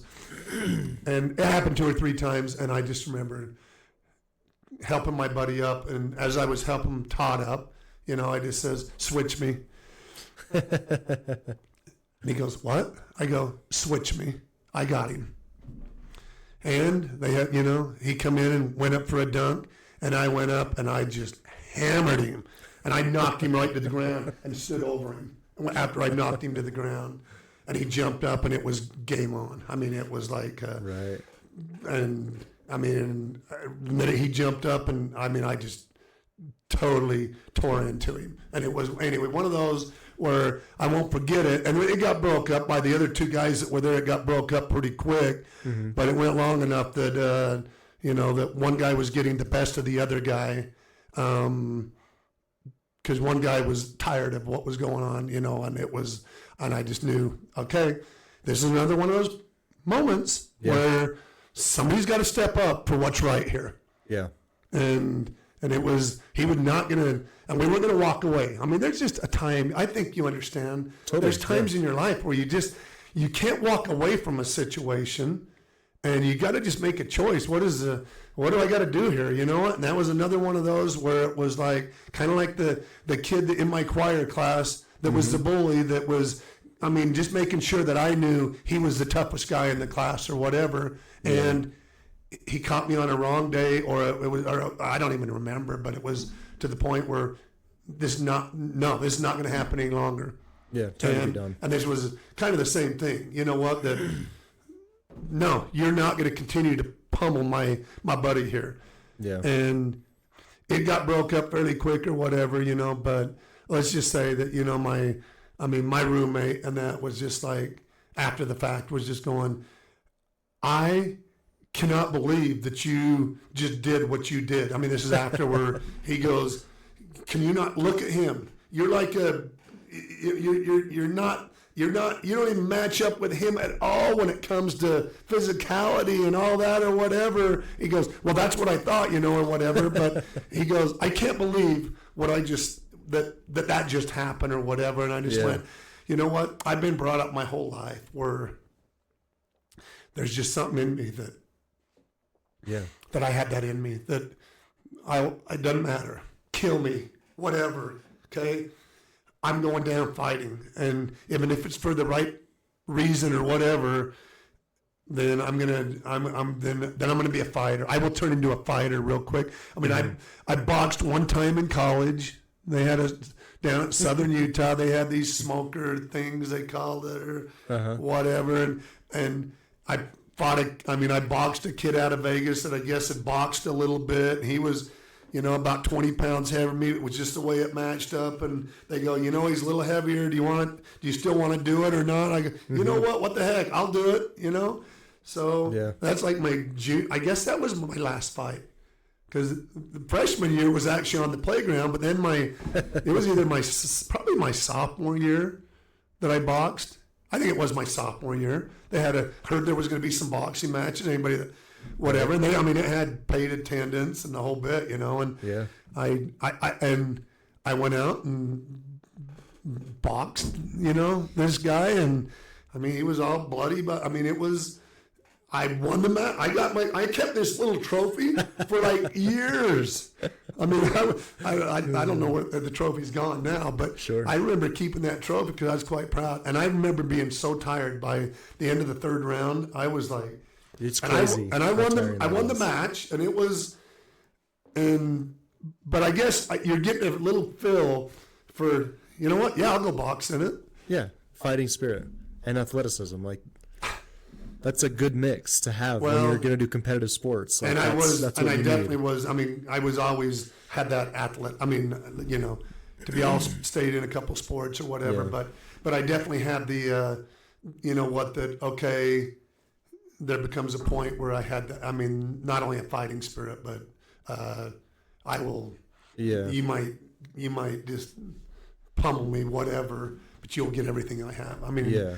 And that happened a couple times in high school. I mean, I'm just saying I can remember a year, whatever, where I remember a kid that had graduated. I was a junior in high school, and we went over to a party. I mean, it was after a basketball game, and I went in, and I mean, he was a kid that had already graduated, and he was gone for the summer doing some job, and I couldn't help it that his girlfriend, kind of hit on me a little bit or what, I mean, what's a guy to do?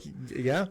And anyway, while he was off working or whatever, I mean, his girlfriend took a liking to me and whatever. And I was like, are you guys broke up? Oh yeah, we're broke up or whatever. And, so then in the wintertime, he's now back or whatever. And we go over to some party, and man, I walk in, and supposedly this guy, he knew karate, and he was a martial art, and he had, I mean, just goes nuts, and it was like, and it was another one where I'm scared of him. I'm like, man, if I ever cross paths with this guy, I wouldn't want any part of him because he's kind of a little psycho or whatever. And right. Sure enough, I walk into this party after a basketball game one night out in Magna, and there he is at this. And he sees me and darts over, okay, and it's like, and I'm with one of my other buddies, and we end up outside, and all I remember is the guy taking a swing at me, and it was a glancing blow where he hit me, and that's the last thing I remember before I just like, okay, another one of those moments where I know your reputation, I know who you are, I know what you're about or whatever. You're going to find out what I'm about now. Yeah. And it got broke up like 3 different times. People grabbed us and separated us and broke it up or whatever. And I'm trying to leave the party. I'm doing everything I can to get out of there. And some of the older guys, it was an older guys that had graduated, but I knew them. It was older guys' party, and I just remember them, you're not going anywhere. You know what? And it was on 3 different times. Huh.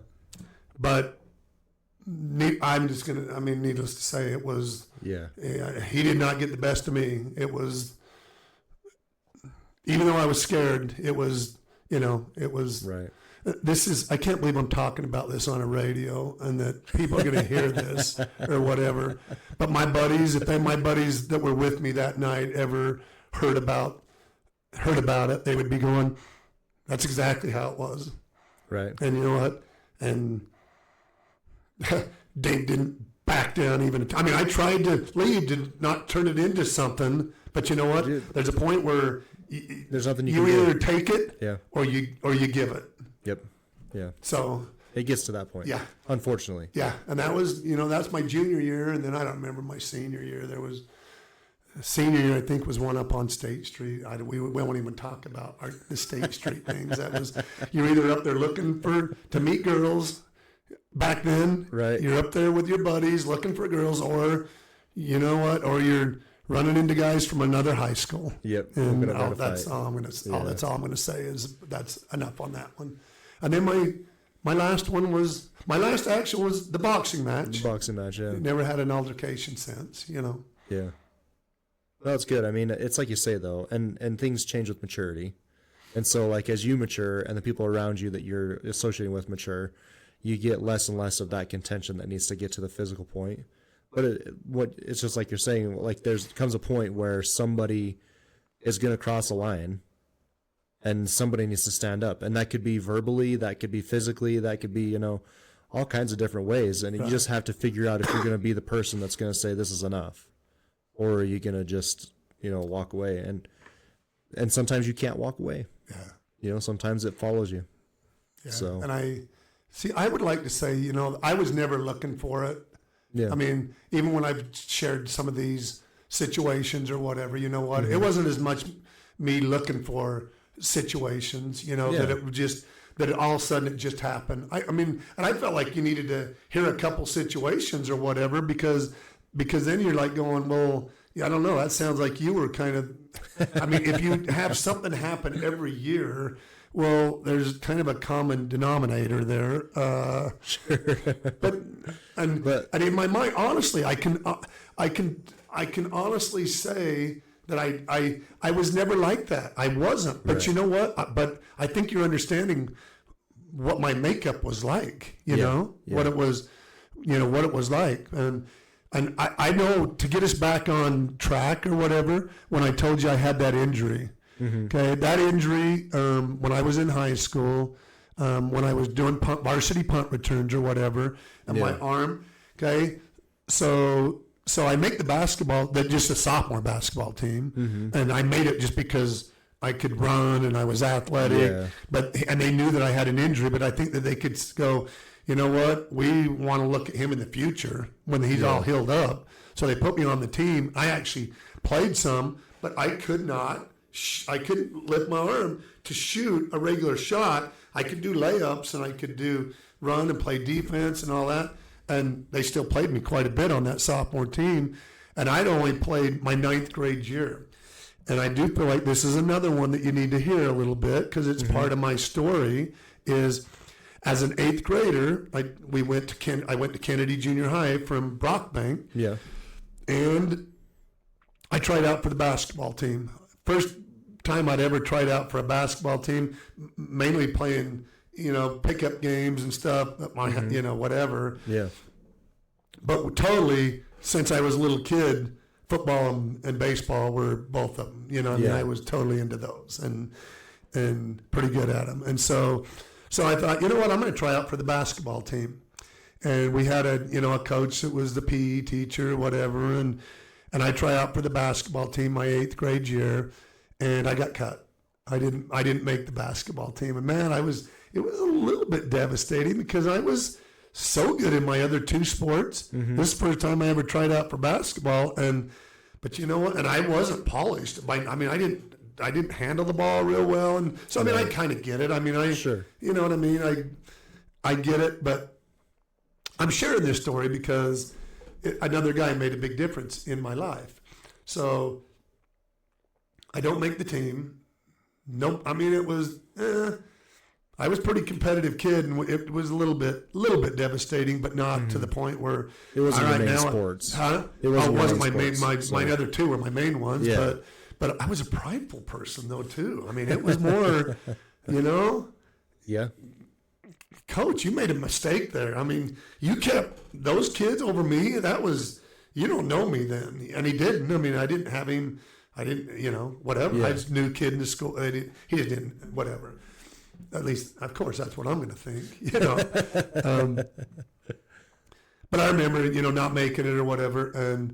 And so I didn't play much basketball. Still just go shoot around my house, whatever. Well, my 9th grade year, we had a new coach, and he was a guy that was a head football coach at Cyprus back in the day.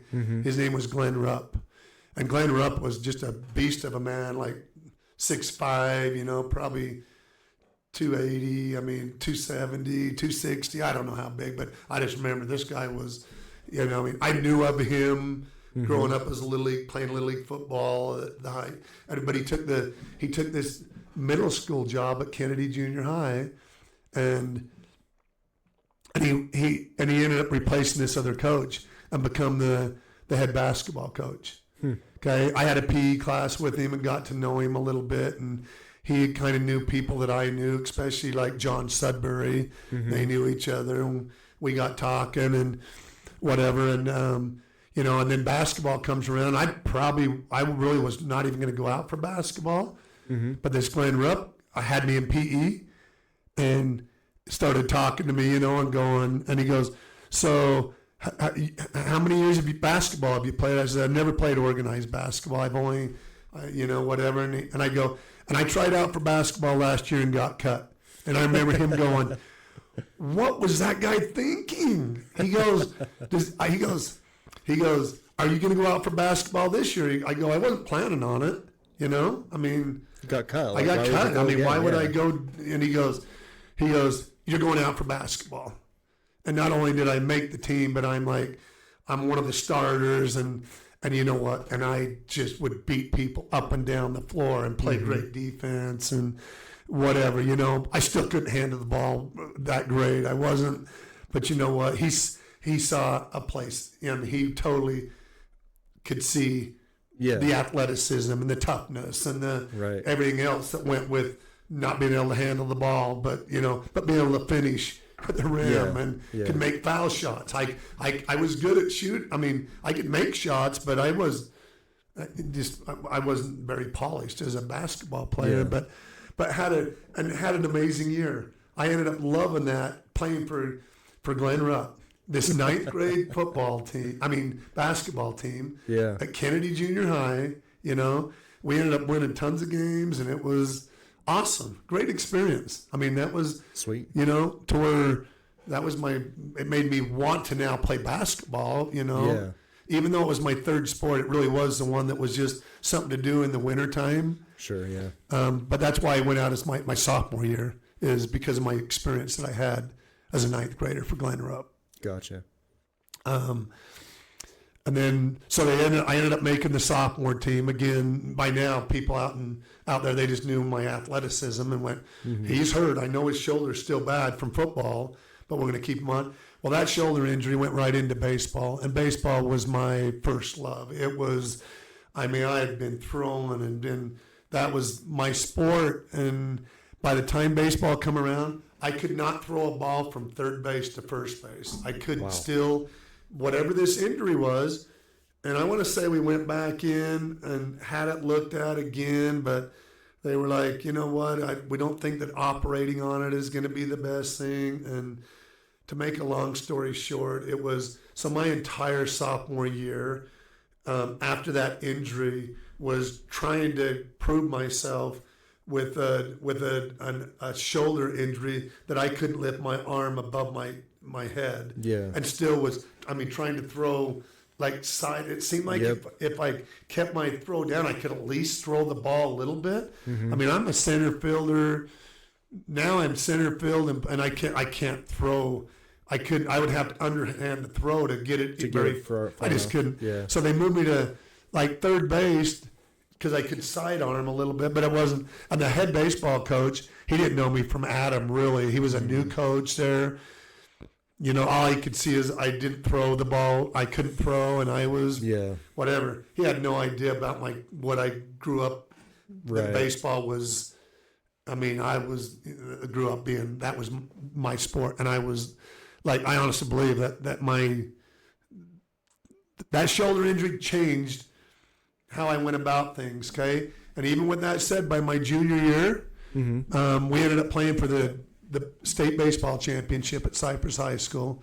Played for the state championship, and I was one of our, 3 pitchers or whatever, pitched in the state tournament. And my arm was never the same as a pitcher. By my senior year, I pitched in, I want to say I pitched in every single game. My senior year in high school, either started or was in relief to finish the game or whatever. Right.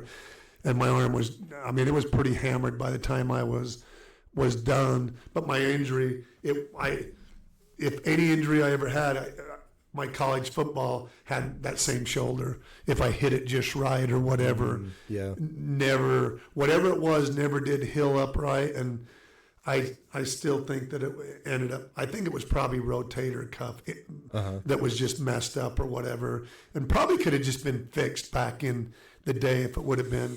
because I've had rotator cuff in my left one. I'd had to have it operated on. Right. And it made all the difference in the world. Yeah. And it was kind of the same thing. And on my left shoulder, I think it was from lifting too much. I used to always lift with the kids, and I was, and I had built this up, but still my arm was never the same as far as throwing a ball or anything like that. With that being said, I ended up playing tons of softball after college and that. Do you play down here? Huh? Do you play down here in the city league? I don't anymore. You know what I mean? But back in the day, I mean, I told you I was really good. My baseball career, whatever. So last year. I went to an alumni to a football game where they invited all the alumni down to Southern Utah, and people are introducing themselves or whatever. And some guy comes up to me and he goes, you were a freshman when I was a senior on the football team. He's out of California or something. Mm-hmm. And he goes, I honestly don't even remember you as a football player. He goes, what I remember is when you were a freshman, we was playing intramural softball. This is like a year ago. This guy come up and he goes, we're playing intramural softball and we're playing your team. I was on the other team. And he goes, and you come up and he goes, you hit a ball that went on the roof of the school building that nobody even comes close to the building, and you hit one on the roof. And I go, yeah, I hit a few on the roof playing intramurals or whatever. And he goes, so that's what I remember was going, oh my gosh, did you see how far he hit that ball? So I started playing intramural, and then the word gets out, and somebody from the city league goes, hey, will you come play on our city league team? You and two or three of your guys that are on your intramural team or whatever. And we were just some football guys but a couple were in my high school. We played high school baseball together played for the state title. And so we went and played city league, and I remember I remember being named MVP of the city league and whatever. And that's my freshman year. And even though I didn't play baseball, and by then I couldn't throw like I did, but I was still that guy. Yeah. Heck yeah, that's awesome. I don't know. People probably hear this, and I'm not saying anything that it wasn't. It was, it is what it is. And I played a lot of softball. For years, I played a lot of just slow pitch softball on travel teams, and we would go different places, and that's where my love of baseball kind of continued for years till my kids had my kids, and then become a point where between football and coaching and my own kids playing. Actually, I stopped playing when my own kids, 3 boys. I had Cassie's my oldest, my daughter, and then I had 3 boys. Mm-hmm. And they were all playing 3 sports, and I was coaching them and doing that. There was no room for me to play any more softball or whatever. Yeah, it gets way too busy just with one sport. Exactly. It gets too busy. There you go. So, I get it. Okay, I have jumped all over the place. You're good. But you know what? I know that I've shared some stories, that are important to me, and there's a lot of, there's so much more. We haven't even talked about my coaching career and how all went. Because, worst case scenario, we'll just meet up again.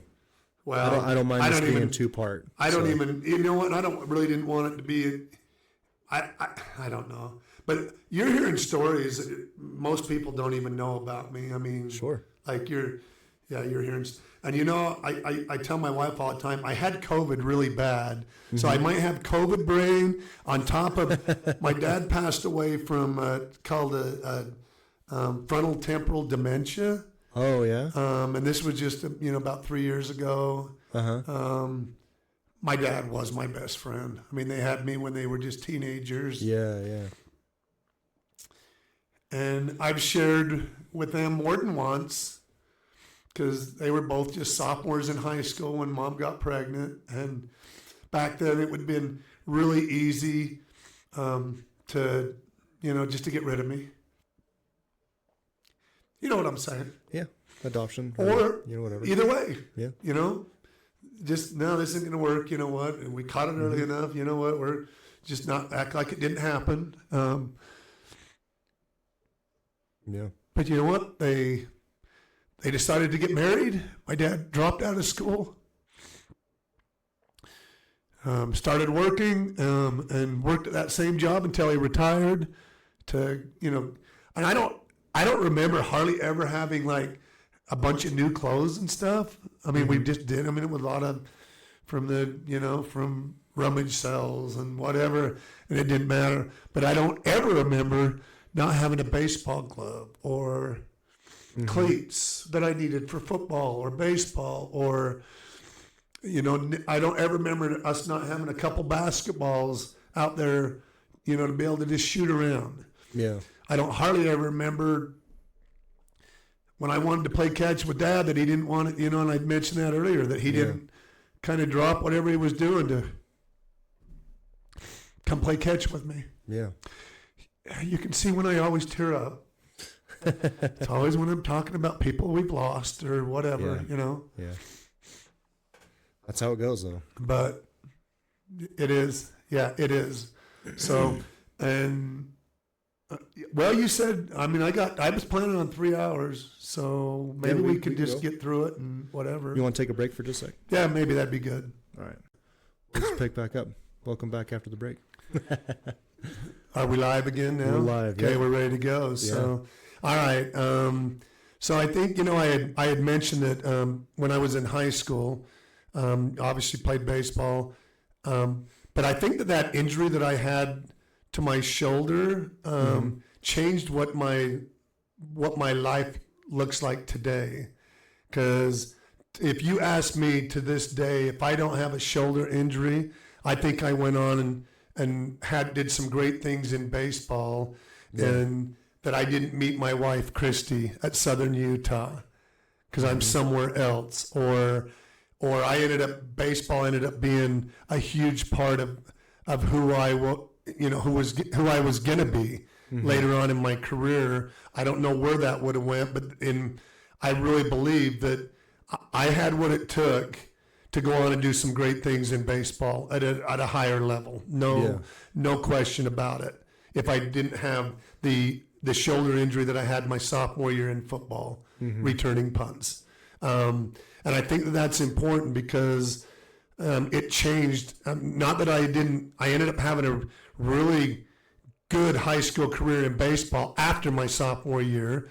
And we played for the state championship, as I mentioned, my junior year, and I was in the rotation pitching wise and stuff. Okay, and then senior year, played a lot, but and then I had a chance to go play college baseball. So I mean, it still was there for the taking if I wanted to.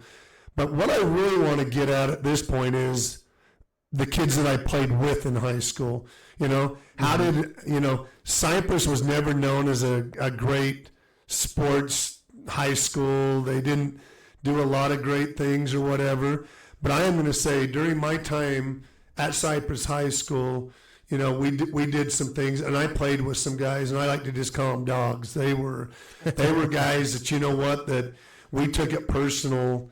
That people on the east side that had money and and things that we didn't have. We didn't always have the nicest bats. We didn't always have necessarily the best things when it come to we didn't go to camps and that because we couldn't afford to go to camps. We was lucky to have gloves, wear a batting glove, or to have equipment. A good equipment, to be able to play. Okay, but I'll say a lot of the guys that I grew up with, man, we definitely had this east side, west side, and it was real, and I carry it to with me today, about people that have all that,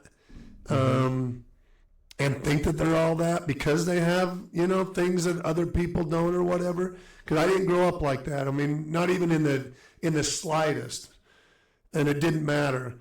But I'll tell you, I have friends still. We get together. There's probably 8 or 10 of us, and 2 of them have passed away. That we still get together. My high school buddies, okay, we get together and play cards on a regular basis, poker, okay, a few times a year. And once a year we go for like a 6-7 days where we're either in Florida, because we have two of our guys that we played sports with live in Florida and one's in Georgia, okay? And so I went this last year. It was our year to go to Florida, or they come down to Milburn. They're out here at Milburn, and they come once a year, and we golf every single day. We play cards every single night, okay? And in between, we have what we call the senior games, and our boys now are involved in it. We all put in like $20 when you get there, and there's the champ. We put points on everything from darts to ping pong to miniature basketball to pitching quarters closest to the line, regular horseshoes, pickleball. I'm just pointing out some of the stuff that we do during that week. But every single day, golf is part of the points for who wins. And I want to say we even started calling it the top dog competition. Who's going to be the top dog this year? You know. But now we got our younger kids are involved in it. And it was.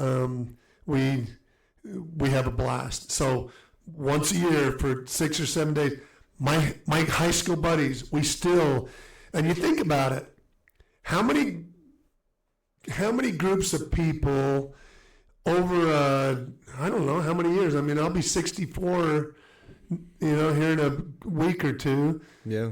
At 64 years old, still has 8 to 10, and now their own kids. High school buddies that they still get together and are the best of friends. And so my high school buddies play a huge part in who I am and what I'm about. And when I talk about people that believed in me, you know what I mean? They're part of that group. Of that group. And just about all those guys probably never missed any of my state championship games up at the University of Utah when I was coaching for Bingham and stuff, which we haven't even got into any of that kind of stuff or whatever. But they've always been a real big part of who I am and what I'm about. And yes, we always played with a chip on our shoulder that we was from the west side, and and if we were playing east side schools, it was we played with a and I like to say the guys that I played with, you know what, we would just never took crap from anybody. You know what, it's a tough group of guys that we took things personal, and to this day we all get along. And it's funny because you can imagine over all those years that you would think somebody got offended. I'm not going because I can't stand being around that guy or this guy or what they're doing. Yeah. And you know what? There's nothing that we can say to each other. We all have a love for each other, and we still get together on a regular basis and do fantasy football and all that kind of stuff together. We talked about like kind of the forge being where people are made, and I think that when you do that with other people, when you're all in it together, it creates a bond that you don't get out of just friendship or out of classmates or out of anything else. It's different. It's a different kind of friendship. And so just the fact that you guys went through sports together and you pushed each other and you would grind on it and push yourselves through it, that makes this forge that's different than a group of friends that went to school together.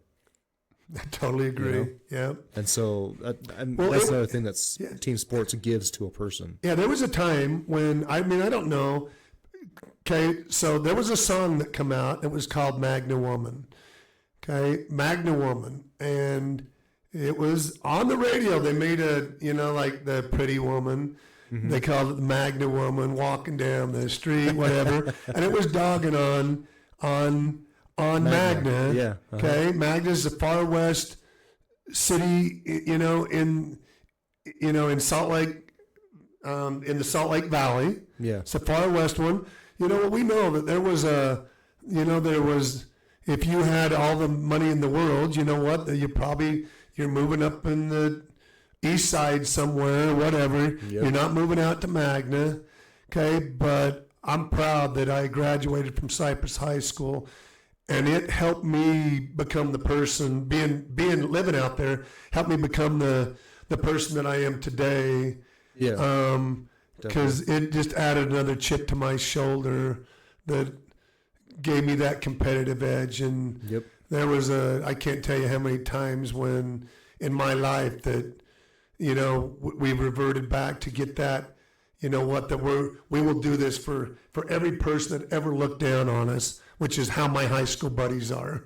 We're just like, you know what, it's just a tough bunch of guys. Yeah. And you know what, and we're a pack. I mean, it's like, you don't want to mess with any of us. It was just, I know that sounds weird from a 60-year-old person or whatever. Those Sounds are still great. my guys. Yeah, it sounds great. Those are still my guys, and we still get together on a regular basis. And, we share some of the same stories every single time and laugh at the same stories, but I don't know. I think that's just kind of part of how it goes when you've got really good friends, and they've played a big part, in my life growing up too, that on the competitive side and stuff. Yeah. And the support side, I guess, always been there for anything that's ever happened in my life. And, so call out to all my buddies. They're the greatest, they're awesome. And now their kids, they don't want to miss coming to our, Yeah. 1 week that we get together. Yeah. Okay. I mean, it's pretty cool. Yeah, And it people sounds ask awesome. all the time, how do you get this many guys that are still, that you don't just hate each other by now? And one of the reasons, okay, the minute, and I'll be the first one to shut it down, very seldom do we ever talk about religion, okay, or politics.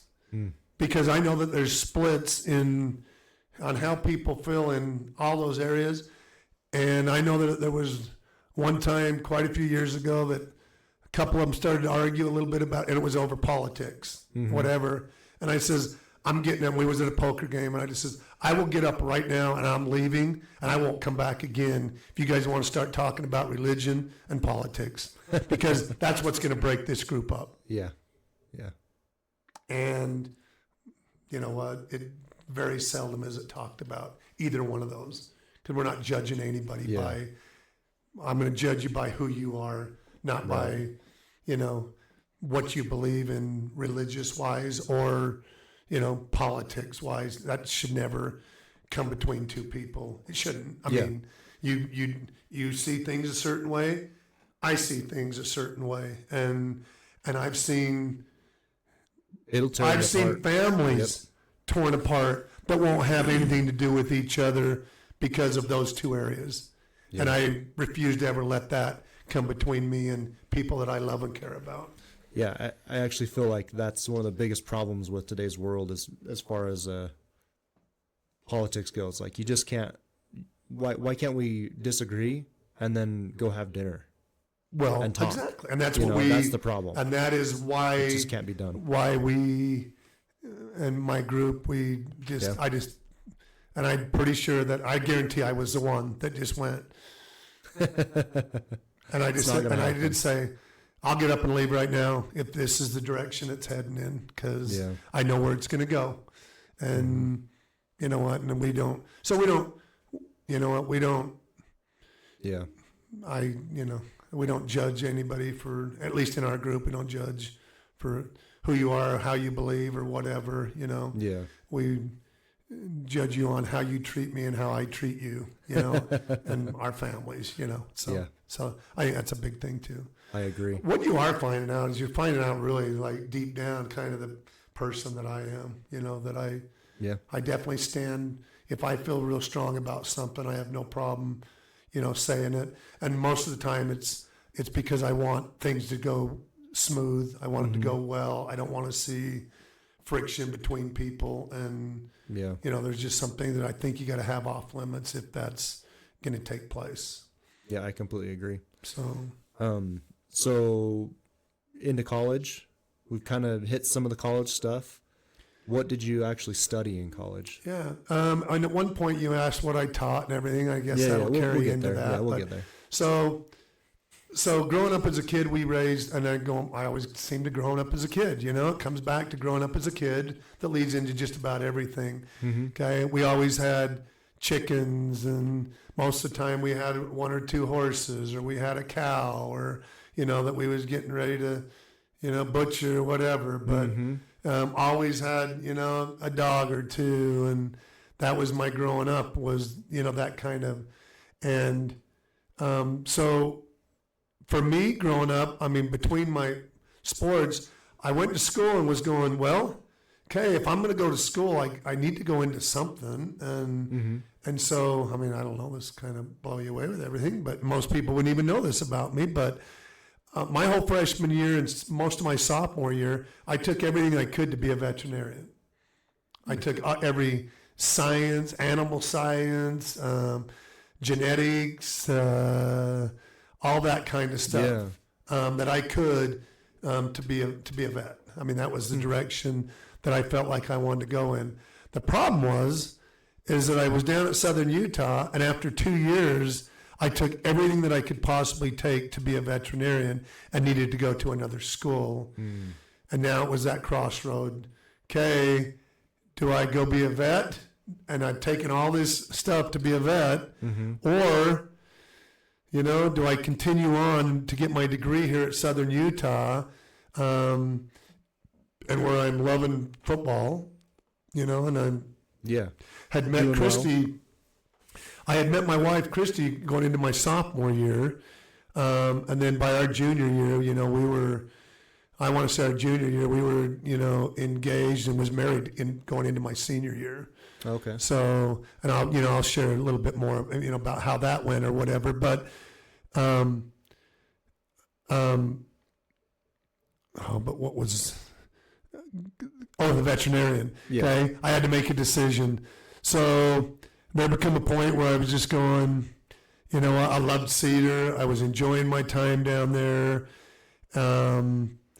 Sports was, going good at the time. I was playing in the local softball leagues. I mean, you know what I mean? Yeah. Rec basketball. I was playing, in our rec basketball stuff. And anyway, things were good. I mean, it was good. I liked what I was doing. So then I had to meet with my counselor and go, all right, if I'm not going to be a vet, I took all these classes. Yes, I could, if I ever changed my mind, at least I could, continue it on later, I guess, if I really wanted to. But now I guess I better head in a different direction. And when I talked to my counselor, it was like, well, okay, let's just talk to me about the things you love. What are the things that's been a big part of your life? And, as you're making this career decision now, that it's not going to be a vet. And I just said, obviously sports. I mean, she goes, have you ever thought about becoming a coach? And I go, you know what? That's never even crossed my mind. But I was really good at, picking up stuff and X's and O's and whatever it might, schemes and things like that. It was never, if a coach threw out something new, I was always like, just picked it up immediately. So there was a little bit of a knack for that. And I go, you know what? I really think that coaching could be a good thing for me. I feel like I could be good for kids. Just knowing my personality and growing up and just knowing who I am, because I know that I'm, what I'm about and stuff. So maybe coaching could be something that would be good. So I started to take everything I could to become a teacher and a coach. That's where that all started. And then going into my senior year, even before my senior year started, Grace, Idaho, a small school in Idaho, just by Preston and by Soda Springs, kind of by Bear Lake, over in that area, but in Idaho. The athletic director called Southern Utah and talked to the athletic director and says, okay, we want to hire a good young coach, not this year, but going into next year, that's a football, basketball, track type guy. And this is going before my senior year even started. The athletic director came and said, Dave, I know you're going to be graduating this next year. Okay, there's a school in Idaho that they know they want to hire somebody, but it won't be for a year. Do you have any interest in it, even looking into it, or do you want to stay in Utah or whatever? And I go, my wife, I wouldn't mind at least looking into it, you know what I mean? And so we went, and You know what? Let me think about this, because I want to say it was me and my wife went, it was on a trip. Okay, it might have been during my senior year. I want to say that he brought it up before my senior year, but I'm thinking now we were married because I got married going into my senior year. I was a long time ago. I haven't shared this story. So, you know what? Me and my wife definitely, it was right when football ended, because it was winter. It was winter time because the roads weren't very good when we went up to Grace, Idaho for my interview. And so it had to have been right at the beginning of my senior year, but I had to finish my whole senior year of school. Right. So went up and actually had a chance. I went my senior year, even after football ended, I had a chance to maybe go meet with some scouts to continue trying to play football in the NFL. Mm-hmm. At that point, my shoulder had been kind of, I'd been through a lot my whole college career dealing with my shoulder injury that was back from my sophomore year, whatever it was. It was that always dealing with that sophomore year, that I was still dealing with that shoulder, whatever. Yeah. And was just going. So I appreciate that coaches were out there selling me that told you that I had the athleticism and probably, football athletic ability that people were even looking at me. I mean, I was first team all whatever, all district, all, whatever at Southern Utah. Yeah. Had a really good career, captain of the team, whatever. So, but I think I was ready to move on at that point, even though there were still people that were like going, you know what, you could, if you really wanted to go for it, you could go play. Yeah. I actually went one day, met at the University of Utah with a couple of scouts, mm-hmm. And they tested my vertical jump. They had me run a 40-yard dash and do some drills, and I did go do that. And that was the extent of that, as far as maybe going on. But then I knew I had this other opportunity, and we went up, had the interview at Grace, Idaho. Grace, Idaho was a high school. Grace, Idaho was a high school. Okay. Yeah, small. Yeah. Be maybe like a 2A school or a 1A school here, but they were looking for assistant football, assistant basketball, and a head track. I had never done track because I was always playing baseball. Right. But they didn't even have a baseball program. It was track in the spring at that small school. Mm-hmm. Went up for the interview, and they offered me the job on the spot. Hey, we don't even need to interview anybody else. If you and your wife, when you graduate, we would hire you right now. I mean, Yeah. And here's what it would be or whatever. And we went back and we were like, God, we would rather be in Utah, but it was like, we really liked that small town, and it thought, anyway, I accepted the job. I still had my whole senior year to finish, right? And had to even finish up a couple. I want to say I had 2 summer school classes that I still had to finish in teaching to get my teaching degree. Right. I had to finish up a couple classes in the summer, and then, took the job. And so my first teaching job was in Grace, Idaho. And I think that's a whole nother story that I need to, that we'll share at some point. But I think it needs to probably go back to the college days, a little bit, what Southern Utah was about. And I'm not okay. Where was we as far as that goes? I think we got into Southern Utah, and we talked about you changing from baseball to just football. Oh yeah, football, and that was a major major point right there, a decision.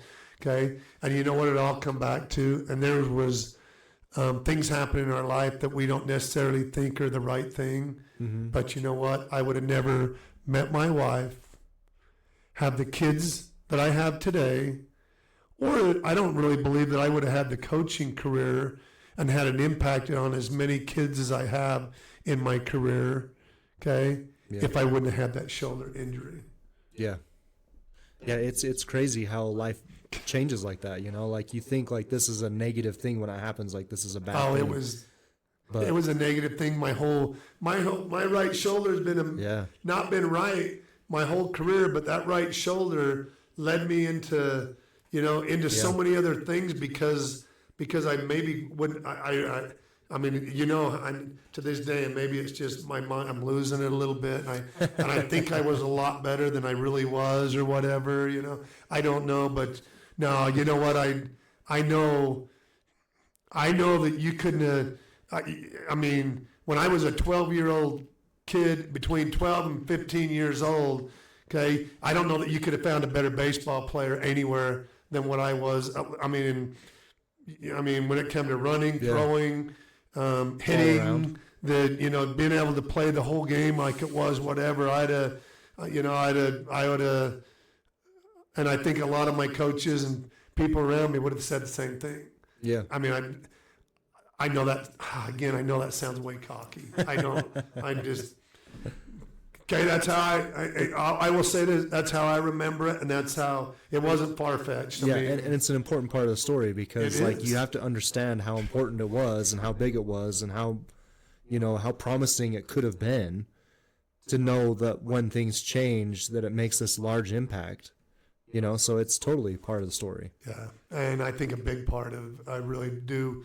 And now I'm not nearly as, the way my life has turned out, I couldn't have lived a more blessed life, really, to have, the family that I've had, the parents that I had. And, we've talked about that, how grateful I am that they, and they were together for all those years together. Yeah.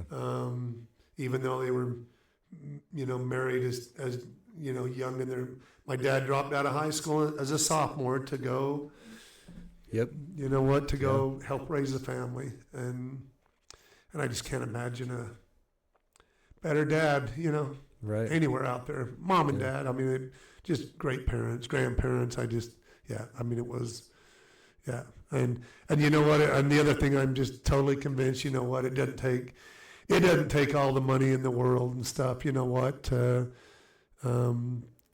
have all the most important things that are the love and the closeness, that you can get from families and from siblings and from just the joy, the joy you get from your kids, from your family, from. Here's another story that I think that needs to be shared, and it went with my first year in college. So I think we're at that time. Sure, around that time frame, right? Mm-hmm. Okay. Didn't talk much about, we did talk a little bit about high school. High school was amazing for me. I think I'm going to backtrack just a little bit. Okay. But I wanted to share a story about my sister, Christy, that's the principal at the North Sanpete right now. And so make sure that I come back to that one, because you're a lot younger than I am. I'll forget. So, but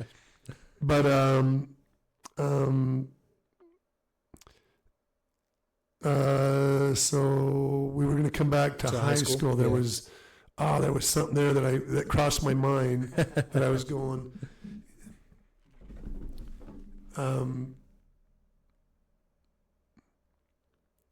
Well, probably the sports in general. I think that we did talk about how we covered a bit, yeah.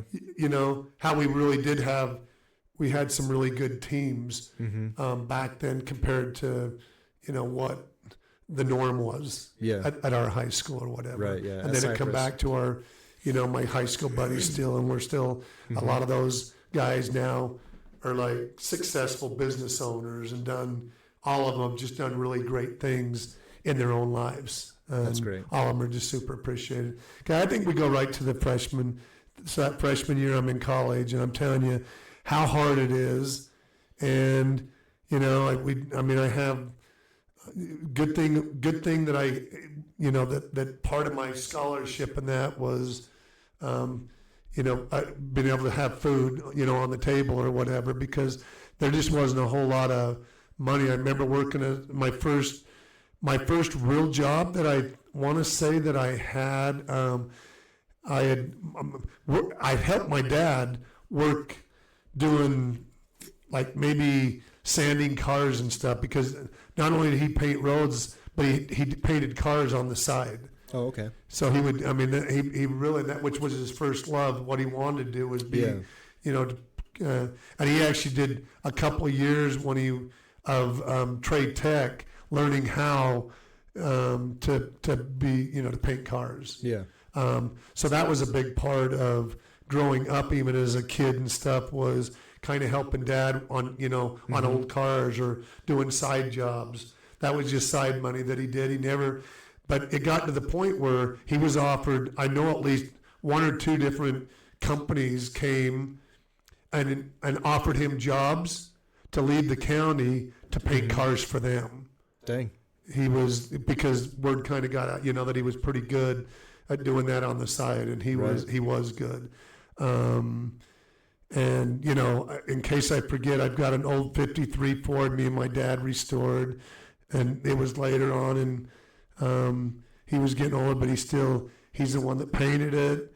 We had it totally done. It was his car. We went 50-50 on as far as money, and he put a lot more time than I did, but I was it was when I was still coaching at Bingham at the time, and we went ahead and just fixed his car up, and you know, that car, I have it today. I'll drive it every now and then. We don't drive it a whole lot, but an old 53 Ford 2-door, you know, that we just it means a lot in the family or whatever. That's great. You know, that's awesome. So good. I'm glad that we went there.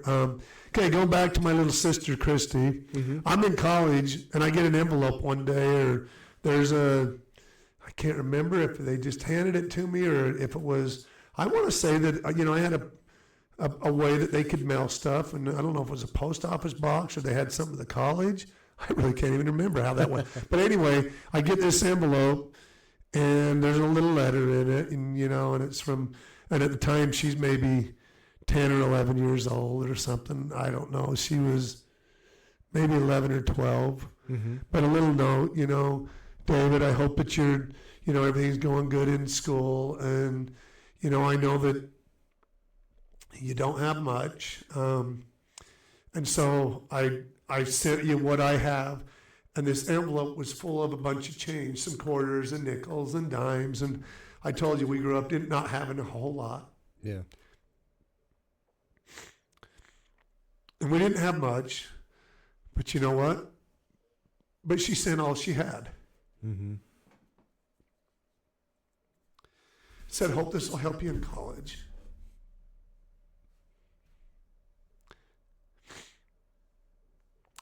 There's what my three little sisters are like. I mean, sounds great.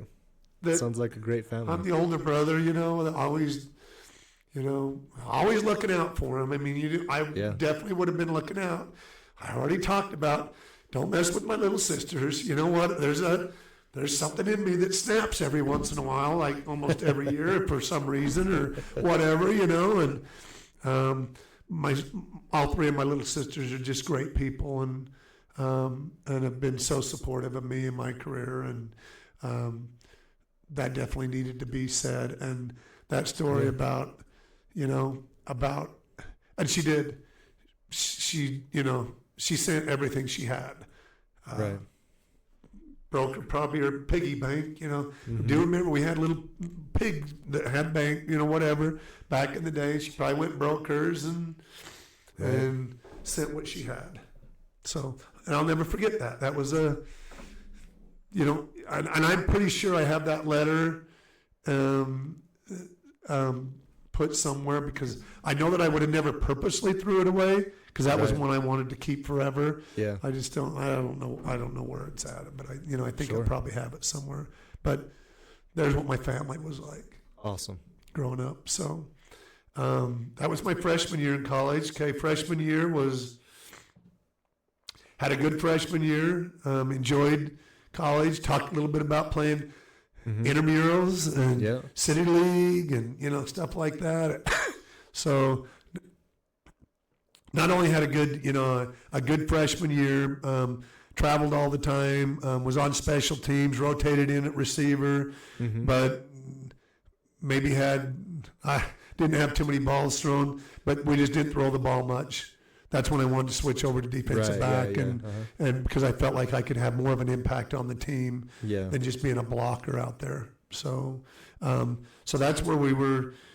Freshman year, our teams were always like at the top of our conferences when I was playing in college. I mean, always like, I want to say just about every year was, 1, 2, 3 losses, always good, but it seemed like we would always lose a game to a team that we shouldn't lose to, that would knock us out of being the conference champions. Right. And yet we would always beat the team that nobody expected us to beat.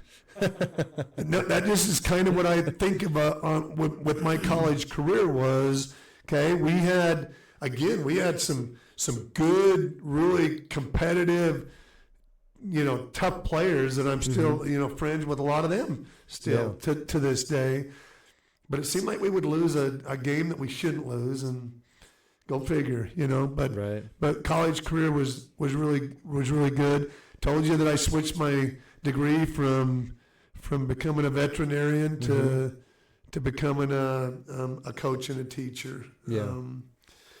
I'm almost thinking that, and then maybe I share. So my sophomore year is when I first met my wife. She's I was a sophomore. She was just a freshman that had come in, and I remember seeing her a couple times on campus. Okay, and just going, wow, you know what? There's a cute girl. I think I'm going to have to meet her at some point. Just one of those where our paths didn't cross, but somewhere, whatever. I know that I had seen her a couple times on campus, and me being this really shy person that I am, that was everybody that knows me would laugh at that. I'm not really that. Now I have no problem going up and starting up a conversation with anybody, anytime, hey, where are you from, whatever, or whatever. But so I'd seen her around, and then the first time that I really, really for sure, they had a roller skating rink in Cedar, and me and my buddies were at this roller skating rink, and we were just getting ready to leave when she come in with a couple friends or whatever, and I know that I had seen her before because immediately it was, oh yeah, that's that one girl that I saw across, the sidewalk, or saw walking into a class, or couldn't tell you exactly when it was, but I know that I'd seen her a couple times on campus and kind of had my eye on her just, a little bit. And so that night at the skating rink, for sure, I knew that was her or whatever. And I don't know if we had a conversation that night, but 100% it was, that was her, and there was definitely an interest on my side at that point when I, and I don't remember. The one that I know for sure, it was shortly after the night that I saw her at the skating rink, okay, is I went to a dance. They just had some stomp like at the college. It was a Friday night deal for the student body, whatever, and I went ahead and went to this dance, and I just remember her walking in, and basically she walked in, and then I went right up and, hey, you want to dance? And and I don't know where the conversation went there or whatever, but that started a relationship that and we had our moments, whatever, that were on and off a little bit. She had some other guys on campus that were definitely. I just remember there was one senior guy that was he was kind of the king of intramurals that had been there for probably 8 years at the college, and was definitely had been around. Everybody knew who he was, and he took a fancy to Christy, and at times, when we were together, still kind of try to get her to go out with her, or whatever, Right, and stuff or whatever. And that become a little bit of an issue. Right. I'm just, anyway, it become a little bit of an issue to the point, and I was in a bowling league. I mean, the other one is during those college days. I don't even want to tell you what the name of our team was. Is this I mean, it couldn't be too bad if it's the name of my bowling team, right? Yeah, no, it's okay. not. We got it's all of us, my high school buddies. We decided to get in the bowling league in Cedar, and during the winter time, football's over, whatever. Yeah. You gotta have something to do. Okay, so we put together this team with my high school buddies.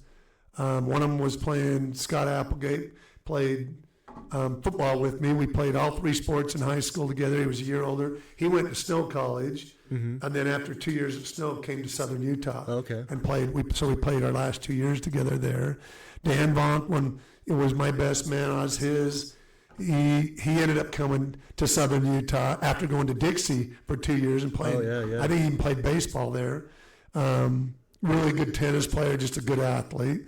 Yeah. Okay. Jim Saldus played first base for us, and Jim has passed away, but was my roommate my freshman year in college, and another really close friend. Anyway, there's four of us.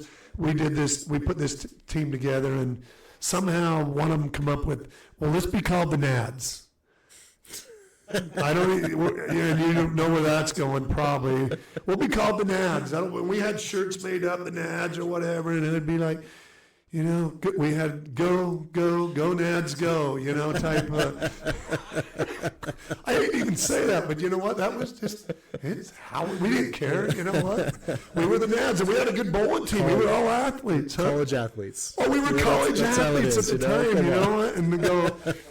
and I'm going, well, it gets worse, because then there's this talent contest or whatever at the college when we were, back in the day. It was either probably our sophomore year, maybe our junior year, and there's a talent thing or whatever, and one of our guys signs us up, and Danny was like a great on the guitar, the one that ended up going to Dixie and was a good baseball player, just good. I mean, he was just a good bowler, just a good athlete, doing just tennis player. Could have been a college tennis player. Might have even played some tennis in college, but just that kind of a guy.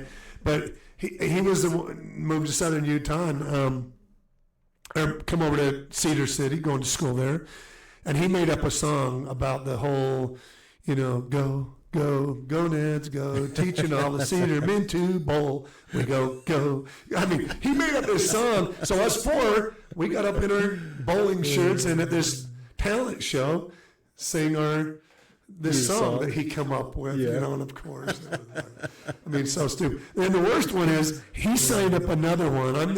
By now, I'm like, I think a junior in college. I'd been pretty good in intramurals, city league softball, it was like, now I'm a 3-year starter in football, and he asked me, okay, Dave, will you do this song? And I'm like going, okay, what is the song?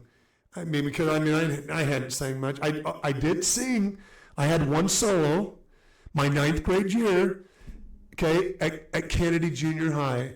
I was in that choir class, which I already told you a little bit about the choir class. Didn't talk about my singing ability.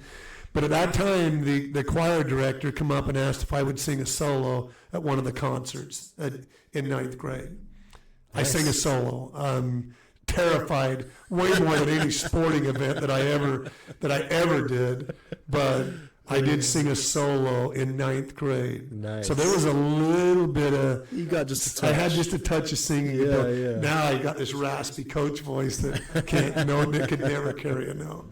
But back then it was. I had just a little bit of that. So, but anyway, Danny asked me if I would sing this song, the two of us, and I go, okay, what's the song?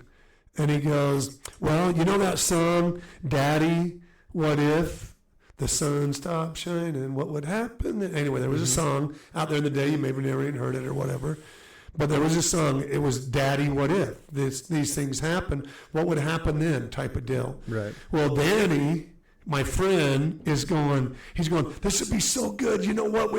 Everybody will be laughing. It'll be great. He goes, but because I will change the song and it'll be Danny. And you're going, Danny, what if the sun stopped shining? What would happen? And I'm this big college football player, you know. What would happen then? You know, and so we do this whole song about, you know, anyway, it was like corny, but I mean, it was funny at the same time, you know. Yeah. And I can't believe that I did it. I mean, that one, I didn't mind doing up there with four of us doing the bowling league one, you know, whatever. That was pretty good. The other one, I still kind of, how did I get talked into that one? You know, but I did it. You know what? Hey, what the heck? I mean, shoot, we're in college. You know what? Yeah. It's like way before the internet age, so you don't have to worry about a recording getting out of there. There's no video on it. Yeah. There's nothing. Matter of fact, I was not going to ever say another word about that one, but it kind of. Here we are. You know what? I mean, people need to know. You know what? I wasn't afraid to put myself out there. You know, and be a little bit stupid at times, you know. So it's what keeps life. So that was college, and then Scott Applegate become the head basketball coach at Layton High School, and coached football, was their old coordinator for years. Retired from Layton High School, spent most of his career at Layton High. Yeah. Danny Vonk is in Georgia, ran a really successful tennis program in Georgia, and is a teacher. Jim Saldus, the other one of our bowling team from southern Utah or whatever, went on, had a successful year as a career. He was a teacher at a junior high for years and had just retired and then had a stroke and passed away. Oh. Yeah, I mean, totally unexpected. Yeah, I mean, it was out of the blue, but there was our bowling team, you know, and all four of us ended up becoming teachers and coaches. Cool. Yeah, like doing things. Jim was like the student body, overall the student body officers. Like was the I mean, anyway, that was his deal, was being a teacher and being over the student body officers, and the rest of us all went into coaching. Cool. So that's awesome. Yeah. And I think that we maybe end with, I'll go with a little bit more with how things went with my wife. Okay. Because, you know, I met Christy, and it was like, you know, for sure I had my eye on her. Okay. And then it was this night at a dance, and she came by herself. I mean, it wasn't like her. I mean, usually you go to a dance like that, you're coming with some of your roommates, and she had like 4 or 6 roommates. I don't remember. They had rooms. She goes, and that night she'll come back and just say, she goes, I don't know why. She goes, but I felt like I don't know why. I wasn't planning, and all of a sudden I decided I'm going to go over to the dance. And she goes, I walked over from the dorms over by myself. It was her freshman year, and you know, I'm sure glad that she did. You know, and I mean that started obviously a relationship, and I would say right from the get-go, you know, there was both of us liked each other.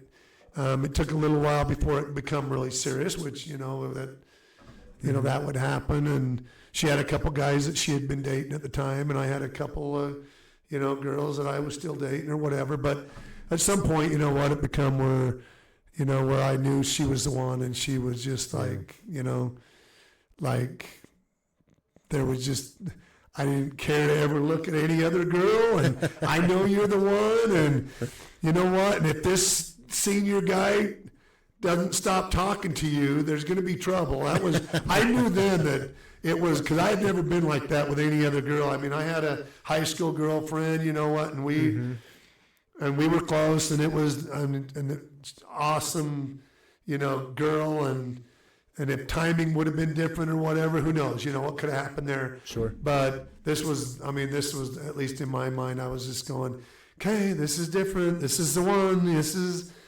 and I mean, I even had, like I said, had to have a talk with that senior boy and just, all right, okay, that's enough. And anyway, we ended up getting engaged and was married going into our senior year. And, cool. And I just can't imagine being married to a better person, a better mother, a better wife than what Christy has been our whole life.